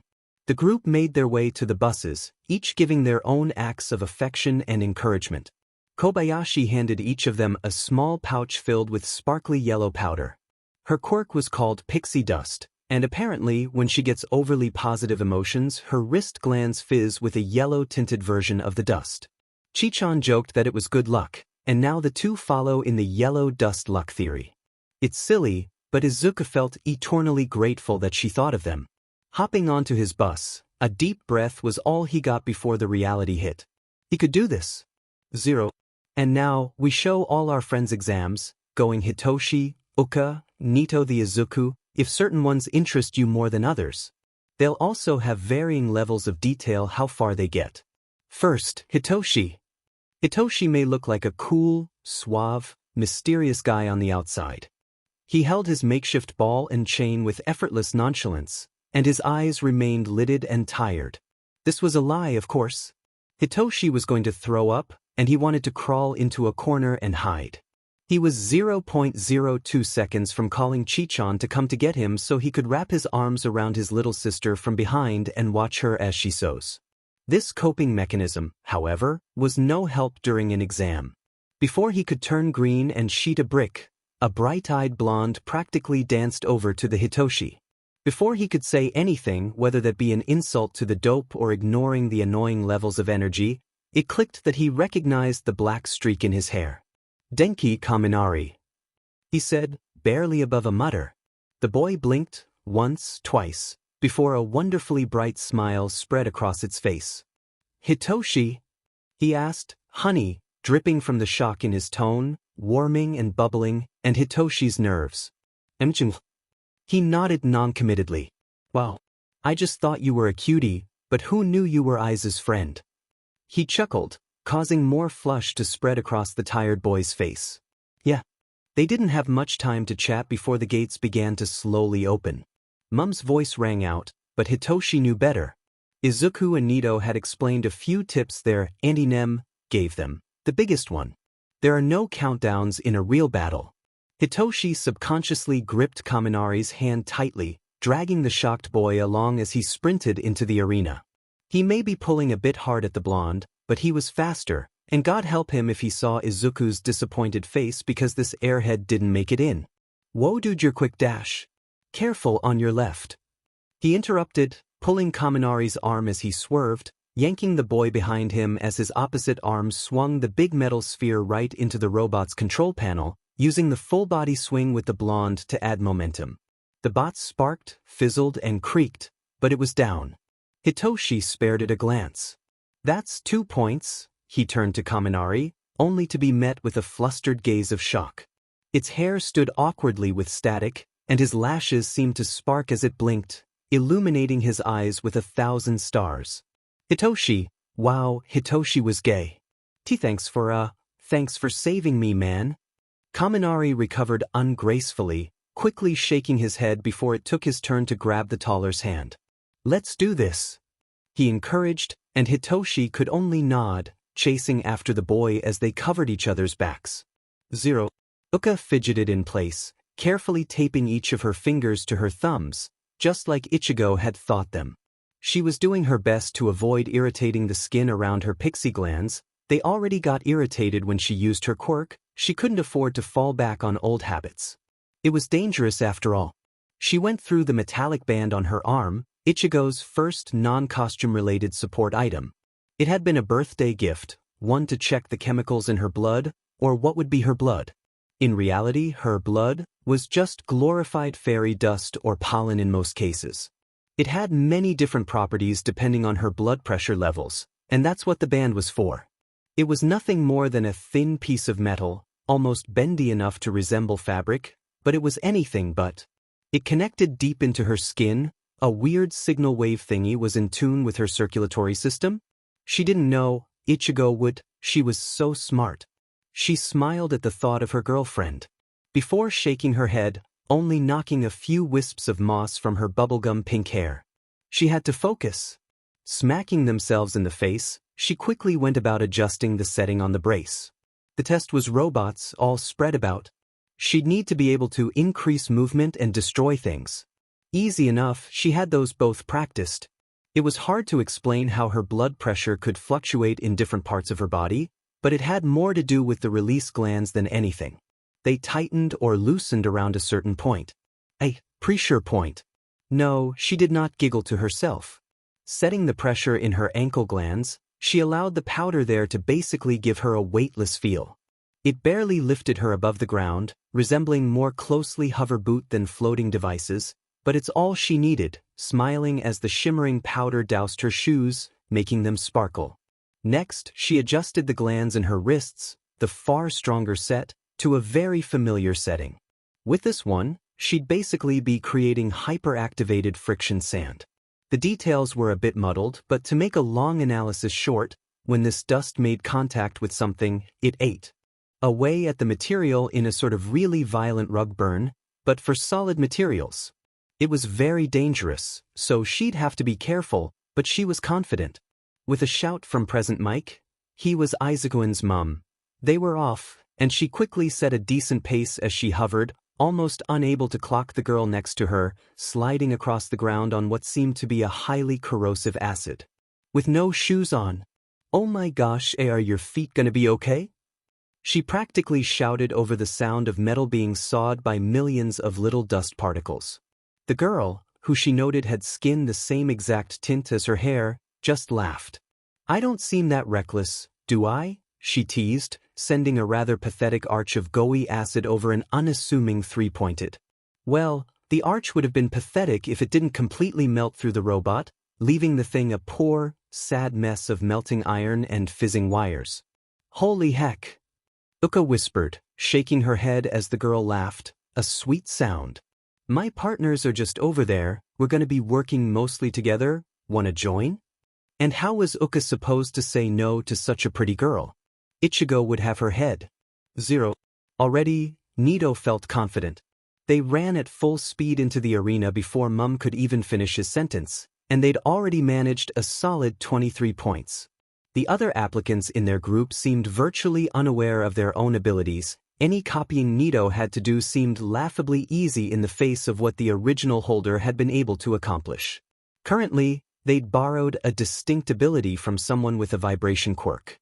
The boy was muttering about other exams, so he'd presumably applied to many hero schools. He wasn't actually using his quirk well, in Neito's opinion. The brunette chose to target the actual robots, doing nothing but causing some minor disorientation, before backing off.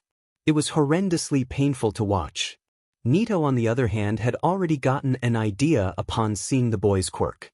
They target the concrete under their feet, kicking up the pieces of stone with the help of a minor strength enhancement quirk, and shooting them towards the bots. If they closed their eyes, they could almost imagine the sight of benders out and about, the avatar by their side. Giggling at the childish daydream, they sent a firm stone into a row of three-pointers, solidifying their now 35-point total. Neito took a deep breath, glancing up at the digital timer above them. The virtual hero databit had set it up, and they seemed to be perched happily on the floating digits. Neito admired databit. The small fella was a non-binary icon, and Neito couldn't help but idolize them. Now wasn't the time to fangirl, though. They had an exam to pass. 0. Izuku wasn't hyperventilating. "That stupid, you're dumb, a dummy dum-dum." The lump in his throat is completely coincidental. He was using Chichan's breathing exercises to help get him ready for the physical movement, and you can't prove his hand flapping was anything but a simple stim. He's absolutely just excited. That's why he's having trouble masking. He's not anxious. His autism is perfectly controllable. Izuku is bad at lying. He gingerly glanced around where the other contestants stood about, individually analyzing them as best he could. He'd be fine. He didn't even recognize anyone here, so no distractions. He'd be okay. He'll just think of his friends. They'll be so happy when he passes. He'd finally calmed a bit, popping his mouth together as his fingers snapped. Stimming had always kept his mind occupied, and it would keep him in motion, vital to reduce the getting ready PRD that came with running. Of course, it wasn't that easy, and when a big, slightly too firm hand landed on his shoulder, it wasn't exactly his fault. He began to hyperventilate. If Izuku saw the blue hair and firm gaze, he definitely didn't process it. He didn't like being grabbed. I find it incredibly malicious to distract the other examinees with your obnoxious noises. It is frankly unheroic to sabotage Dash. Grabbing was bad. Furthermore, such distractions are unfit for an applicant at such an institute. That paired with the blatant throwing of your written test, I can't help but think Dash. He wasn't safe. You have weapons with you, and I can't help but assume with your past actions today that you are not meant to have them. I demand you turn in the offenses at once. Dash. Watanabe-san. He promised he wouldn't get napped. He had to run. If you cannot show the school you are fit for this program, perhaps a disrespect like yourself should just leave. Dash. Why couldn't he run? Hey! He snapped out of his spiral. The hand on his shoulder wasn't there, and he was instead wrapped in an embrace. What in the name of Ineji are you doing, Genko? A girl, while she was thin, had Izuku pressed firmly into a bony hip, arms wrapped tightly around his shaking frame. She was glaring bright orange daggers at the boy, mouth in a pout-like snarl, and teeth black as the night sky. Wait, what had she called him? Keiko was clearly suffering from a sort of meltdown, and you may as well have added fuel to the fire of his worries. She scoffed. I was doing no such thing. If I had been making the hooligan uncomfortable, he should have said Dash. Thank you. Izuku stuttered out, still staring into the fiery eyes that continued to glance at him with worry. The blue boy paused, staring at the two before scoffing. Maybe you are not fit for such a high-past career if a simple display of disappointment sent you into this state. Then he just walked away. Genko, you insufferable prejudice. Dash. Izuku held onto the girls. God, does she have any muscle? She was clearly healthy. Why on earth is she, waist, only managing to calm her a tad? Honestly, I find it absolutely absurd some children find it acceptable to meander around with such an attitude. She scoffed, pulling away to cross twig-like arms in a pout. Izuku shook his head, focusing. Thank you for helping me. And my name's Dash. A pale hand slapped against his mouth, the girl shaking her head violently. She had bells on her earrings. No names. You'll owe me a favor. Izuku blinked. Huh, he expressed, voice muffled. My quirk, I can't do names. So I do nicknames. She explained, slowly pulling her hand away from Izuku's face. Her nails were black too, just like her teeth. You quirk has to do with names? She nodded. That's why you, my new friend, are Keiko. She beamed. Izuku felt confused. Keiko was a simple enough kanji, but the only context he thought fit himself. Dear. A fawn, but close enough. She laughed. No, she geckered. Before Izuku could absolutely lose his mind, Mum's voice ran out over the speaker. No time to waste on that. The girl seemed to already be gone, and he quickly followed her example. He was in pretty good shape, only just barely in front of most examinees. He quickly took out his hookstaff sword, which needed a better name, definitely, and swerved swiftly down an unassuming alley. If he'd learned anything from his deep dives into coding, an odd, short-lived hyperfixation, many things that ran on patterned instruction had one thing that was hard to fix: getting stuck. Or maybe that was just him. Apparently not, because as he ran towards a thicker opening between two alleys, a bundle of bots was huddled awkwardly together, occasionally banging against each other. Bingo! Izuku mumbled, quickly sprinting along the wall and jumping on a trash bin. Thank Dad and his parkour, bounding time. As he hooked the ends of his fancy stick into the paneling, he counted his points diligently. 9 points, and it's barely been a minute. He scurried out the alley, running to each bin clearing and fire escape access to collect the buggy bot points. It wasn't until he'd cleared every section on this side of the city did he hear it. A deafening screech of a noise tore across the testing center, shaking the ground and deafening many contestants. He rushed towards the noise, accustomed to curiosity and a need to do something. He didn't like the feeling in his gut, and the menacing glare the glasses kid sent him as he rushed the opposite way was only more encouragement. He's glad he did. That thing was terrifying. Is that even safe? He yelped, the hand on his staff shaking too much to be useful. He noticed the big fat red zero on the behemoth's medal and was prompted out of his stupor to run with the others. Then he heard it. A deeply painful-sounding cry, animal-like in a sense, but girly in its human tone. His head snapped over, seeing the person from right before the practical, absolutely crushed beneath a heavy piece of a skyscraper. She was whimpering and keening as an animal would, clawing at the ground as a brunette stood, holding her stomach with tears in her eyes. He also knew this girl, she'd stopped him from falling. They both looked in bad shape. And the bot was close. Oh God, they were right below its wheel. Izuku couldn't just stand, he just couldn't. He ran, teeth clenched in a hiss as he slid painfully on his knees against the destroyed concrete, firmly grabbing the concrete. "What's your name?" he asked the brunette desperately, turning to the nickname girl from earlier when she interrupted. Fuwashii, and no names PLEs. She choked out, a gurgle to her voice implying blood. She might have punctured a lung. He nodded. "Fuwashii, do you have any quirk left in you?" He hurried out, and she could only nod weakly. "Good, use it on this. You likely didn't before cause it'd take 2 hands, right? I'm here now. Let's do this, go." He realized he sounded frantic, but he could tell they had barely a few seconds before they may or may not be flattened. She thankfully wasted no time, pressing the pads of her fingers against the heavy concrete, paling significantly as she tinted green. It was clear she was visibly straining with the effort. The wheel was right there. For seconds. He quickly, yet gently grasped the wailing girl's thin arms, noticing once again how thin she was. 3 seconds. With any sort of momentum he could find, he spread his feet wide and spun his torso, flinging the girl away from the danger zone. 2 seconds. She crashed into the brunette, sending them both flying back against a building, away from the kaiju-sized bot's crush zone. 1 second. The girl screamed. 0 seconds.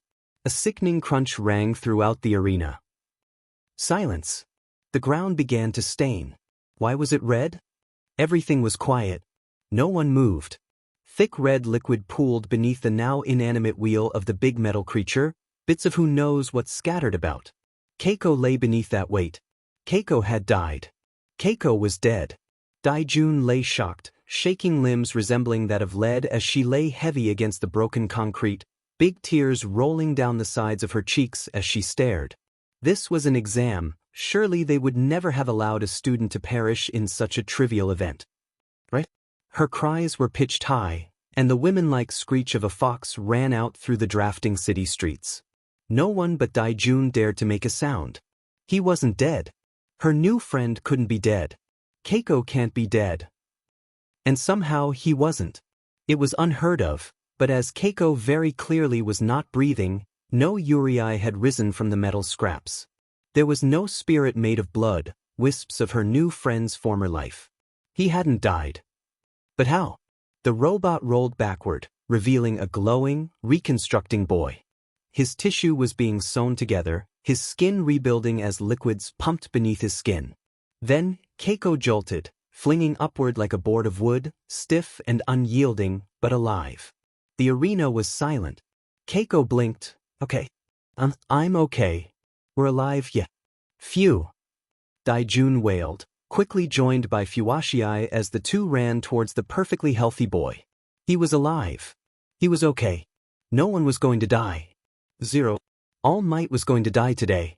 Shoyuta promised as he focused his attention on the painful grip of Hisashi's hand on his leg. He allowed his breathing to slow. Tears dried on his scruffy face, grime layering atop his skin and eyes stinging with strain. His throat felt dry, and his body felt numb, while somehow still being zapped upon nerves. His husband was not in much better shape, still sobbing violently as he gripped Shota's leg, body quivering with too much emotion. They both knew Izuku's quirk. They knew he'd be fine. Shoyuta had seen his quirk in action before. They had still watched him die. Hisashi had to watch him die. Their son had died, and it could have been avoided. Turning his attention to the shithole that was the #1 hero, his quirk activated and forcibly deflated the BSRD as he blinked in surprise. Shoyuta could care infinitely less. "What the FCK did you do?"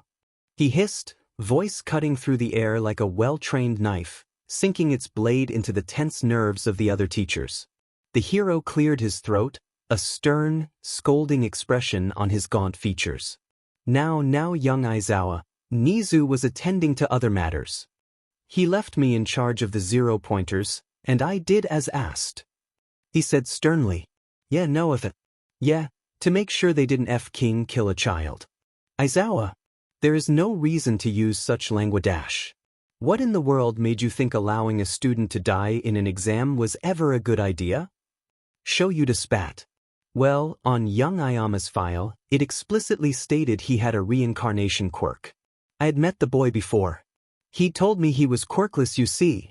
I simply had to prove it to myself. Heroism is no place for the quirkless. All Might scoffed, and Shuda's blood boiled. Not only was the stupid illegal, but the F-King blow-up balloon's savior complex was a bigot too. King Hell. You were the hero he talked to that day. You're the beastardy who convinced him to kill himself. He whispered out. The oaf hadn't heard, but if Cleric's whine of shock was anything to go by, he hadn't been too quiet. I'm going to kill you. Hizashi piped in, and the collective gasp throughout the room should have been more satisfying, but at this moment, nothing was. Excuse me, I'm going to rip every single tooth from your mouth and wipe that pitiful fake smile off your bigoted face. I'm going to stab your eyes with a bottle opener and rip open that scar on your side with a rusty potato peeler before burying somewhere no one will ever fucking find you, Hizashi said in English, but All Might understood. Who'd think his years in America would lead to his death? The room was utterly silent. Present Mike just threatened the #1 hero? Well, I see this is quite the situation. The cheerful voice of Principal Nizu broke through the silence. Then, his smile became cold, dangerous, and terrifying. Tashinori, I'd like to speak with you in my office. I'd advise you to have your little commission friend on the line, just to be sure, the principal practically growled, before masking his feature once again and exiting the room. All Might rolled his eyes, he rolled them at Nizu, but followed without much complaint. Be a sturdy. Show Yuta spat, turning just in time to see his husband slump. Quickly steadying his blonde, he glanced him over anxiously. Show. I'm here, Zashi, I'm here. What do you need? Anything at all? I want to hold the babies. We can do that, yeah, he said, leaving the room before anyone could think of keeping them behind. He wouldn't have listened anyway. 0. A week had passed since the exam. Apparently, the results would be delayed. Izuku wondered why. Things had been an absolute mess since the exam day, and that is putting it very lightly. Nizu had a talk with All Might, or so Izuku heard. Apparently, the hero will be a teacher at Udata next year. Boy, was that thought comforting. Sarcasm wasn't his strong suit, but Izuku definitely thought he had an edge here. He didn't know the details. The topic was a strict no-no in the house for Mum's sake, but apparently, the whole situation was due to All Might. It wasn't clear why the guy did it, since Nizu was being kept tight-lipped, but Dad explained, not so calmly, that it was some level of quirkism. Yeah, Izuku wasn't exactly surprised. This was the first time Mum has seen Izuku's quirk in action. He wasn't taking the death well. Hizashi was jumpy and overprotective, constantly requiring physical contact from Izuku, and strict with what he was or wasn't allowed to do with friends. Dad promised it would calm down, but it was clear he was grateful for his husband's more vocal protection. Izuku wouldn't argue, and he honestly didn't hate it. Some kids might find it overbearing or suffocating on some levels, but not him. He was homeless for years, after all. He's not going to turn down affection of any sort, he'd be foolish to. As for others in his life, well, that was a bit different all around. He didn't know how to compile the responses into neat packages, so he'll just show you the texts and let you see the in-person reaction yourself. 0. UF kin what? Neito shouted. Izuku could do nothing but wince at their outburst. I am kind of died. Yes, you mentioned Zuzu. They shouted, throwing their arms in the air. The two of them were currently sitting in their room, different sides reflecting their current emotions in stark opposites. Izuku was currently perched on his bed, cross-legged on his tan blanket with the big old stuffed bear Auntie Nem had gotten him for Christmas. It was the first time they'd met, and she'd immediately won him over with Mr. Sniffles. It wasn't exactly my fault though. Izuku whined. That's like, not even remotely the point. Neito huffed, exasperated as they leaned against their bed. They were currently on the floor, also holding a plushie. It was a limited edition collaboration between Sanrio.co and Databits Agency. Neito was currently holding the My Melody X Heimstreamer plush, a My Melody base, with the hero's classic tiara-themed headset and clothes, along with her classic skirt cape thingy. She was definitely a pro-hero Neito could imitate, fashion and style-wise at least. They rest their head against pink sheets, blonde hair reflecting the fairy light along with their posters in a silly way. Izuku's sibling sighed, getting up to sit next to him on his bed.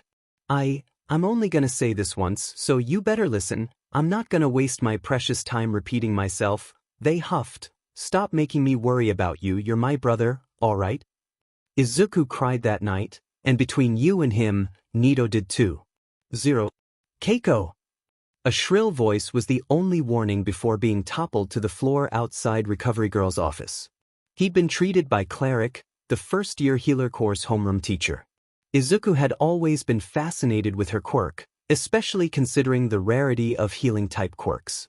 Many healer students didn't have healing-based quirks, and considering the course has such a small class, it's a really good way to put the numbers into perspective. Right now wasn't time for him to fanboy. He currently had a hyper-energetic, super-emotional girl on top of him. Hi. He wheezed out.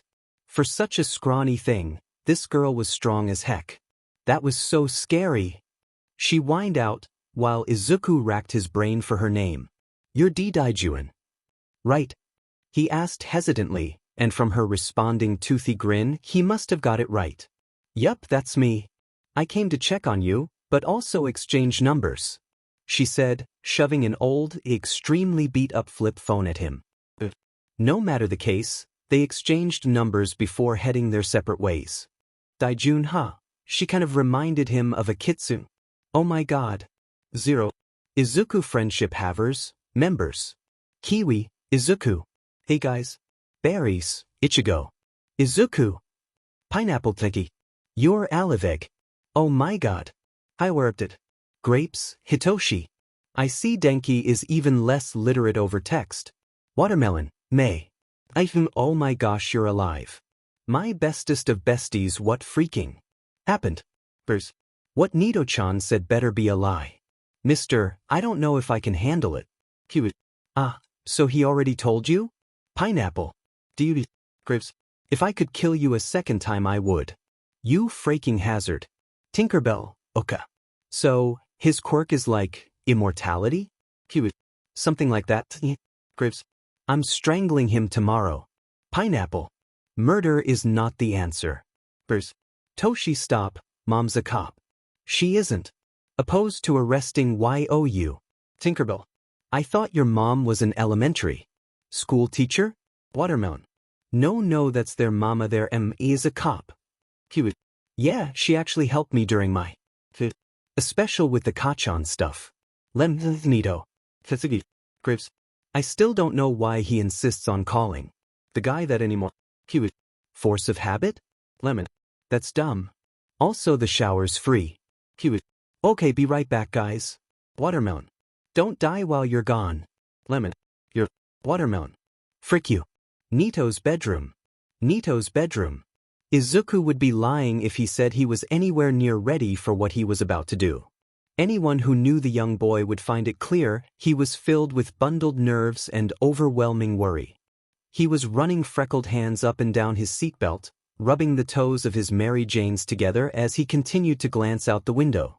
He rhythmically popped his mouth together, normally an action he'd try and stifle when around others, but he was with family, and they didn't mind. Hey kiddo, still hanging in there? Dad's deep ashen voice cut through his thoughts, and a questioning look was sent over the man's shoulder. Izuku hummed in a non-committal manner. He was fine, just nervous. Feeling a gentle touch wrap itself around his wrist, he looked over to meet Neito's soft blue eyes, the cloudy tint to their shade bringing him a calmness he desperately needed. His sibling wrapped their ringed fingers gently around his own, brushing his freckled knuckles with their thumb. You'll do great, and if that guy tries anything, Mom and Dad will stop him, the blonde nodded, reassuring not only Izuku but themselves as well. Don't forget about Nemuri, Mom added happily. Yeah, Auntie Nem too. Neito agreed. Izuku smiled, he truly had such a loving family. Yeah, thanks everyone, he smiled gratefully, taking a long, deep breath as they pulled into the parking lot, settling neatly into one of the spaces labeled, Guest, in nice lettering. He would be meeting Katsuki today, for the first time since that fateful day at Aldra. It would go well. He was sure of it. Auntie Nem lived in a rather unassuming, yet very expensive-seeming apartment complex. It was all deep brown and vibrant reds, black accents in all its architecture, and golden curves in its details. They all stepped inside the rather rustic lobby, a familiar face greeting them by the gold-etched secretary desk. Is that who I think it is? The familiar pitchy voice of Izuku's favorite person ever, okay not really but still, broke through his nervous spiral. Reichi! Both Izuku and Neito called in unison, rushing up to hug the teen over the counter. How've you been? You haven't visited Kiyama-san in what, a month-ish? The boy asked, adjusting the loose button up to cover his binder a bit better. We had to let her new roommate settle in. Dad huffed, hiding his face in his scarf, as usual. Oh, Reichi nodded in understanding, sorting through a few drawers of paperwork, needing to sign in their visiting papers. He's an interesting one. They hummed. How so? Izuku asked, wincing at the hysteria slipping through his voice. The boy looked up as he lay out the visiting sheets for Hisashi, seeming to seriously ponder Izuku's question. Running a hand through the shorter part of his white hair, he huffed. I mean, he's clearly just out of some sort of therapy, maybe his first time. Crazy how dramatic he is when catching himself saying something shitty. They responded, thanking Mum for the signature. Oh. Izuku muttered, allowing this revelation to simmer. In any case, I'm just glad I get to see you both again. Reichi smiled softly, the crinkle in his cloudy violet eyes an expression only a foreigner could achieve. Speaking of Dash, Neito chimed in, sliding in next to their brother, you took the Yurei entrance exam, right? They asked, faking an uncaring attitude, but it was clear they were quite interested. I did. Reichi nodded, perking up. I thought I might have some issues since the practical was conveniently at the same time I'm supposed to take T-dash, he muttered, referring to his Tithonus shots. But recovery girl monitored me taking it after I finished. Who knew she was such a sweetie? He said in awe. Izuku could only chuckle. Reiki's quirk was very unsuited to healer work, even if it had quite the diverse offensive uses. He had long tube-like appendages growing from just above the nape of his neck, tube-like needles attached to their ends. He can use these for multiple things. In an offensive sense it involves a lot of energy draining, as well as an obvious variety of puncture wounds. However, in a healing sense, the energy he SCKS in can easily be transmuted to someone else, jump-starting the healing process, similar to Recovery Girl's quirk, though still quite different. She really is. Izuku nodded, despite not having spoken much with the woman, only in passing during his quirk counseling sessions with Nizu. As sickeningly sweet as this is, Dad piped up, we're going to be late. Right, sorry for keeping you guys. Reichi waved enthusiastically, opening the elevator for the group and sending them up to the 6th floor. The nerves were back, but with much less vigor than before. Reichi had that effect on Izuku, calming and comfortable, while also energetic and right. The floor numbers ticked by, and no sooner had they gotten in the lift, did they arrive on the floor, standing in front of Auntie Nem's apartment. Hey kiddo, Mum said softly, resting a reassuring hand on Izuku's back. If you aren't ready we won't force you, this whole thing is for you. He assured, and the boy just smiled. I'm ready, Mum, he assured, giving his family a reassuring look, honest. With that confirmation, Neito reached for the ringer, and the night began. 0. Hey kid, they're here. Nemuri called back into the house as she approached the door. This was her baby Zuzu's moment, and in all honesty, little Katsuki's as well. This would be the real test, for both Yurei and their mental health. In a sense, it was like a graduation exam but like, from their trauma or something. Wait, what? The kid yelped, a loud thud accompanying frantic slapping against her hardwood floors. The blonde poked his head from behind the kitchen wall, bright scarlet eyes blown wide in panic. "I'm not f***ing ready," he squeaked, though if Nemuri pointed out the pitch, he'd surely deny it. "What do you mean, Squirt? You look fine," she insisted, slowing her steps to the door, understanding he'd only get more stressed and consequently more impulsive if she rushed. She valued her kitchenware and doesn't want anxiety-induced char marks on her pots. "Thank you very much. I don't f***ing know. I'm not dressed fancy enough. The table isn't even set. I'm not done with the tofu." He fretted, small curses were thrown out under his breath. Nemuri huffed, though it was clear the sound was meant to be endearing. "I think you look perfectly fine, hun," she assured, and she wasn't really lying. Katsuki was sporting an outfit that remained nice and dinner-worthy, yet still his style. He sported a band tee, baseball bear from the look of the faded purple tint. Katsuki had added bleach splatters to the mauve color, tinting it more magenta and even pinkish-brown in places, carefully avoiding the J-Rock band's signature black icon. Over top he had a loose-fitting flannel, with a blend of brown, soft red, violet, and sage green. He finished off the look with a sensible pair of khaki cargo pants, though they seemed much more faded now, an assortment of jewelry across his hands to his neck all the way to a single green quartz earring in his left lobe. He honestly looked fine, and even styled his hair a bit. "Squirt, look at me," she asked gently, smirking a bit as the boy grumbled his way over to look up at the tall woman. She cupped his face with delicately manicured hands. "You're going to do fine, even if it'll be hard. You aren't perfect, but none of us here today ever are or were," she assured softly, and the irritable cursing would be bad if it were for the mumbled, "Thanks," she strained to catch. Satisfied, she made her way to the redwood door, opening it wide with a squealing hop. "Zuzu!" she all but screeched, wrapping the freckled boy in a normally bone-crushing hug. "Oh my goodness, you put on weight, you little rascal. I'm so proud." She beamed, preening in the absolutely blinding smile her little nephew returned. "Why, I did." He giggled, the laughter growing as she squeezed Neito in an equally suffocating embrace. "And look at you," Nemuri purred, admiring the blonde's outfit. They wore a tight pink and purple striped turtleneck, layered beneath a loose-fitting pastel green t-shirt. They had on a blue and pink windbreaker. Purple and blue bubbles were painted onto the bottom of the sleeves and the hem of the jacket, leading down to thin arms covered in beaded candy and decora-style jewelry. Bow, candy, heart, and of course bubble-shaped clips were littered across their hair, and a bubblegum-themed waist chain rested over pastel pink jeans, little purple bows threaded between the rips, and a matching pair of pink socks to finish the look. "Thanks, Auntie." Neito practically glowed at the praise, and Nemuri couldn't help but laugh fondly. "Well, come in, come in. Katsuki's making mapo tofu, and he's a spicy kid, so sorry in advance, Hisashi," she teased, seeing the way the blonde's face paled. He never did handle spice all that well. Izuku giggled a bit, and she took that as a win. "Hey Squirt, almost done in there?" she asked lightly, leading the group expertly past the kitchen and into the dining area. "It should be done in a minute," he grumbled. "Just gotta plate the sheet." Nemuri was glad to see Izuku's reaction to hearing the blonde's voice was far from negative, even seeming a bit wondrous. Cool, we'll be in here," she shouted back, assuring them to sit.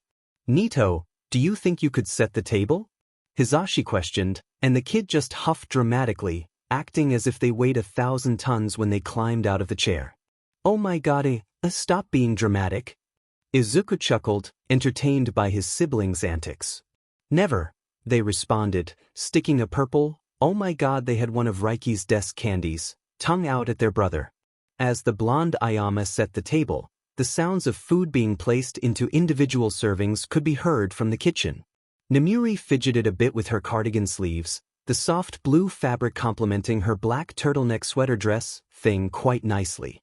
"Move your elbows, extras," Katsuki said, startling the group as he began to put down a plate of mapo tofu on each of their cream placemats. No one missed the way Izuku's eyes stayed fixed on Katsuki, more specifically his hands. It was only a little sad. After the blonde miraculously got them all their food in one trip, all it took was a quick prayer and everyone was digging in. Yeah, this was so awkward. Sadly, she'd never been the best at starting conversations, only really continuing them. They sat in subtly uncomfortable silence, until Neito, ever the mood saver, piped into the meal. We should play a question game. They nodded, mind made up. Oh, sounds fun. Izuku agreed, voice softer than normal. Sure.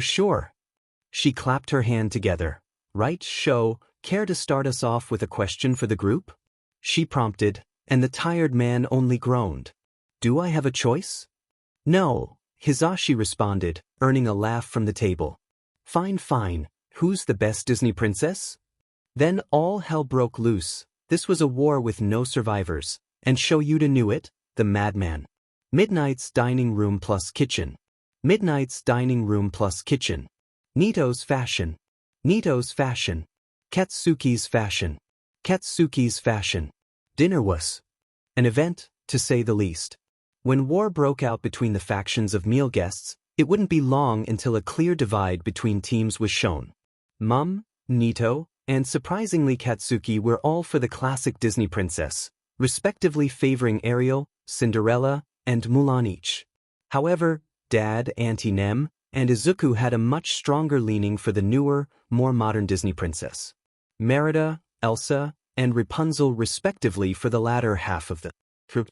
It was a violent war, and in the end, a truce couldn't stop the bickering ideals of feminism, classical elements, and nostalgia.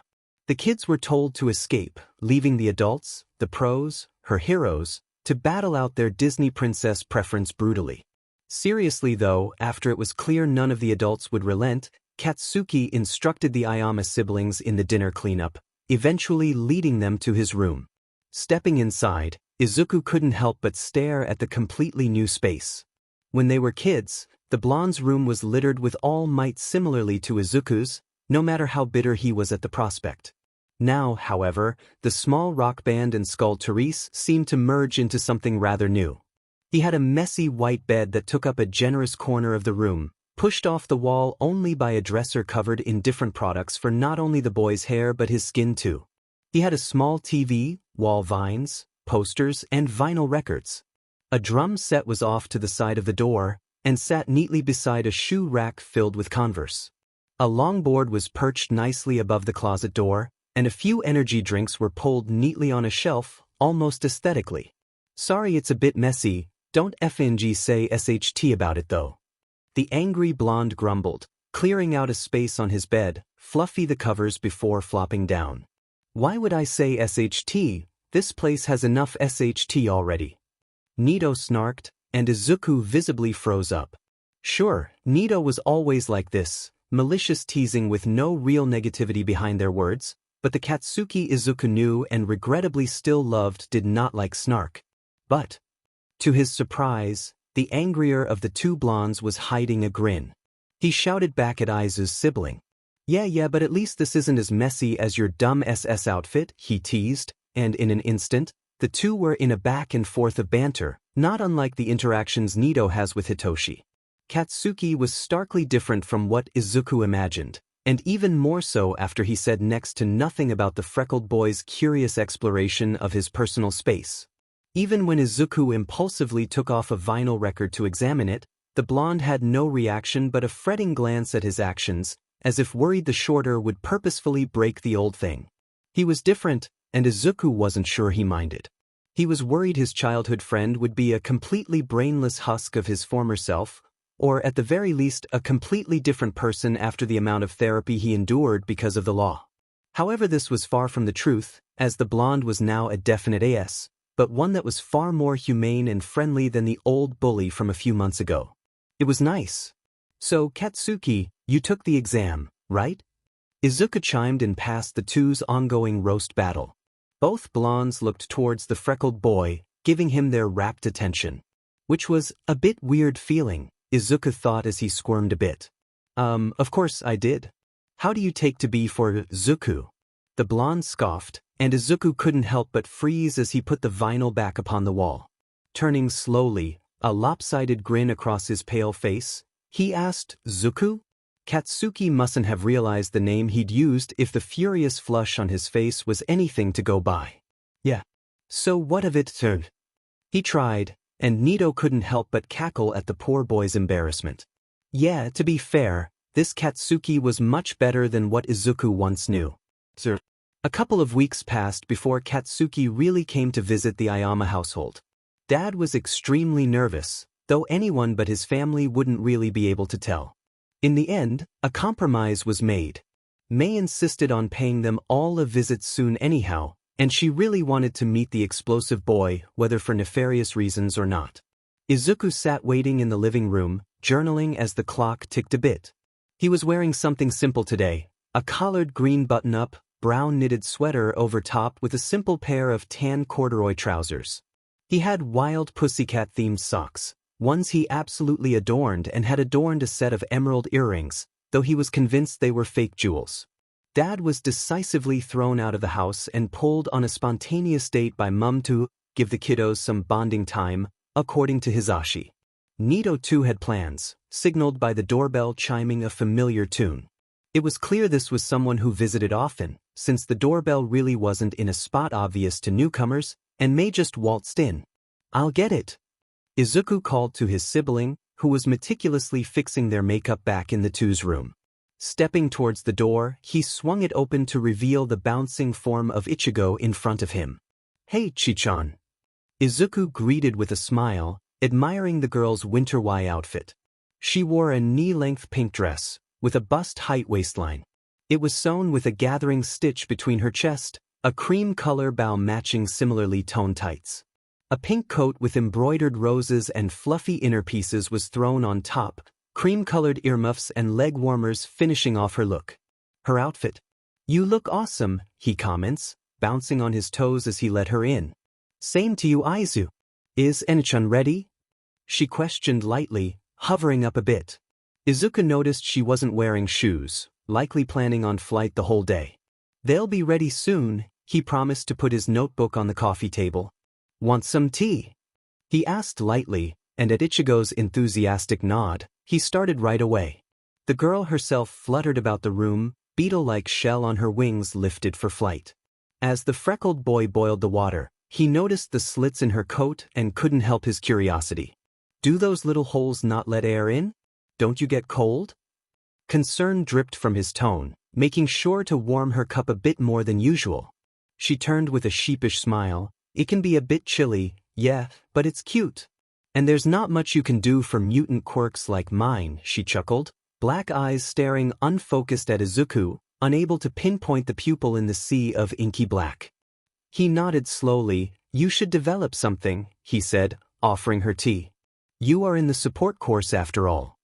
She hummed at the prospect, and they bounced ideas back and forth for a bit. Finally, their conversation ended when Neito burst from their room. A big puffy patchwork coat dripped in pastel tones, paired with a big beanie, big boots, and... "Neito, why do you have shorts on?" Izuku asked. "No." Scolded. The blonde simply scoffed, looking at Ichigo with a raised brow. The girl in question shook her head sadly. Izuku sighed. "Don't come to me when you get a cold." And with that, the two waved him off, leaving the boy all to his lonesome. Well, until an enthusiastic slam was heard at the door, giving little time for preparation as an overactive Mei collided with Izuku's side. "Hi, Mimi."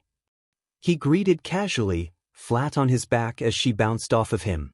"Izuku, is the hyperactive nitrodiaphoresis glycerin here?" she questioned excitedly, and Izuku had to take a full moment to process her words. She combined nitroglycerin and a scientific description of sweat together. That better not be a nickname for Katsuki. After all, it was far too long. "He'll be here soon," Izuku promised with a laugh, and his best friend was resigned to impatiently grumble about the kitchen. The family had taken to storing strawberry-flavored snacks for her when she'd visit, and Mei took full advantage of this fact. Izuku watched her meander with a little grin. She had on a typical outfit, a big gray hoodie, a white pleated skirt, and white and black sports socks. She had her black headphones around her neck and a white baseball cap placed atop her pink dreads. She looked relatively normal if it weren't for the massive bag of smoking gadgets on her back. It took a little less than a half hour for a hesitant knock to sound at the door, and it took just over a half second for Mei to tackle Katsuki where he stood. What the actual FCK, Zuku? No, wait, who the FCK are you? He shouted, trying to shove the girl off, without his quirk, Izuku might add. Shocking, really. Hatsum Mei, Izuku's best friend and personal support agent at your service. She exclaimed quickly, bouncing on Katsuki's lap with excitement. The boy in question, ever the one to be open about his attraction to any and all genders, flushed a furious shade of red, imitating his fiery eyes. Gee, get off of me! He yelped, finally shoving her off as Izuku cackled. Stop laughing, nerd! She screeched at the shorter, grumbling past and into the house when he refused to quit it. Katsuki was wearing a loose-fitted brown button-up, baggy faded black pants, and bright red Converse accompanied by his camo green socks and bag. You guys see, he spat, flopping down on the couch as the two followed, stifling their giggles. Within a few minutes, the group was engaged in enthusiastic conversation, bonding over their mutual love for academics, knowledge, and hero society. Whether Izuku and Mei could admit its flaws to the ever-hero-worshipping Katsuki was left to be seen. Wait, so Katsuki, Izuku said suddenly, halting their little drawing game. Ichin? The blonde grunted in question, sparing him a glance. Since you live with Auntie Nem, are you friends with Reichi? He asked, and the blonde scoffed loudly. Friends is a strong word, Izuku. I didn't have a choice in the matter, the guy practically kidnapped me. He mumbled, slamming a paper down with a hero suit design dead center. It looked frankly ridiculous. Huh, that adds up for him, Izuku agreed, placing his own design down with much gentler hands. He seems really cool. Mei agreed, placing her own, well-drawn, perfect design. Show off. Katsuki spat quietly at her piece. He apparently got in, not sure what class though. Izuku beamed. Katsuki groaned at this, further spurring the freckled boy on. Why, you don't like him? Izuku interrogated, followed quickly by Mei. His quirk is absolutely fascinating. Katz huffed, he's fine and all, I'm just worried about his weakest nerd arms, and I like FCK, I don't want people to tease him, you know, the blonde explained, scowl etched into his face as he thought. Why would people make fun of him? Mei asked, tilting her head to the side as she did so. Izuku had an idea but wondered if his thoughts were lining up with their friends. It's just knowing what I know about bullying and SHT. The fact he's like, you know, trans, I worried. People are assholes and he's one sensitive-ass guy, you know? Katsuki grumbled out, shocking the other two into silence. Now that they thought about it, queerness wasn't exactly something any of them thought of when it came to UA. The junior high the Hayami Shinso family attended with the Ayamas was very Kerr-friendly, and considering Neito and Izuku's parents were obvious Kerr and employees at UA. However, kids could be assholes. The thought caused Izuku's mind to travel to another path. The boy from the exam, all sharp teeth and big muscles. He was Kerr, dating two people apparently.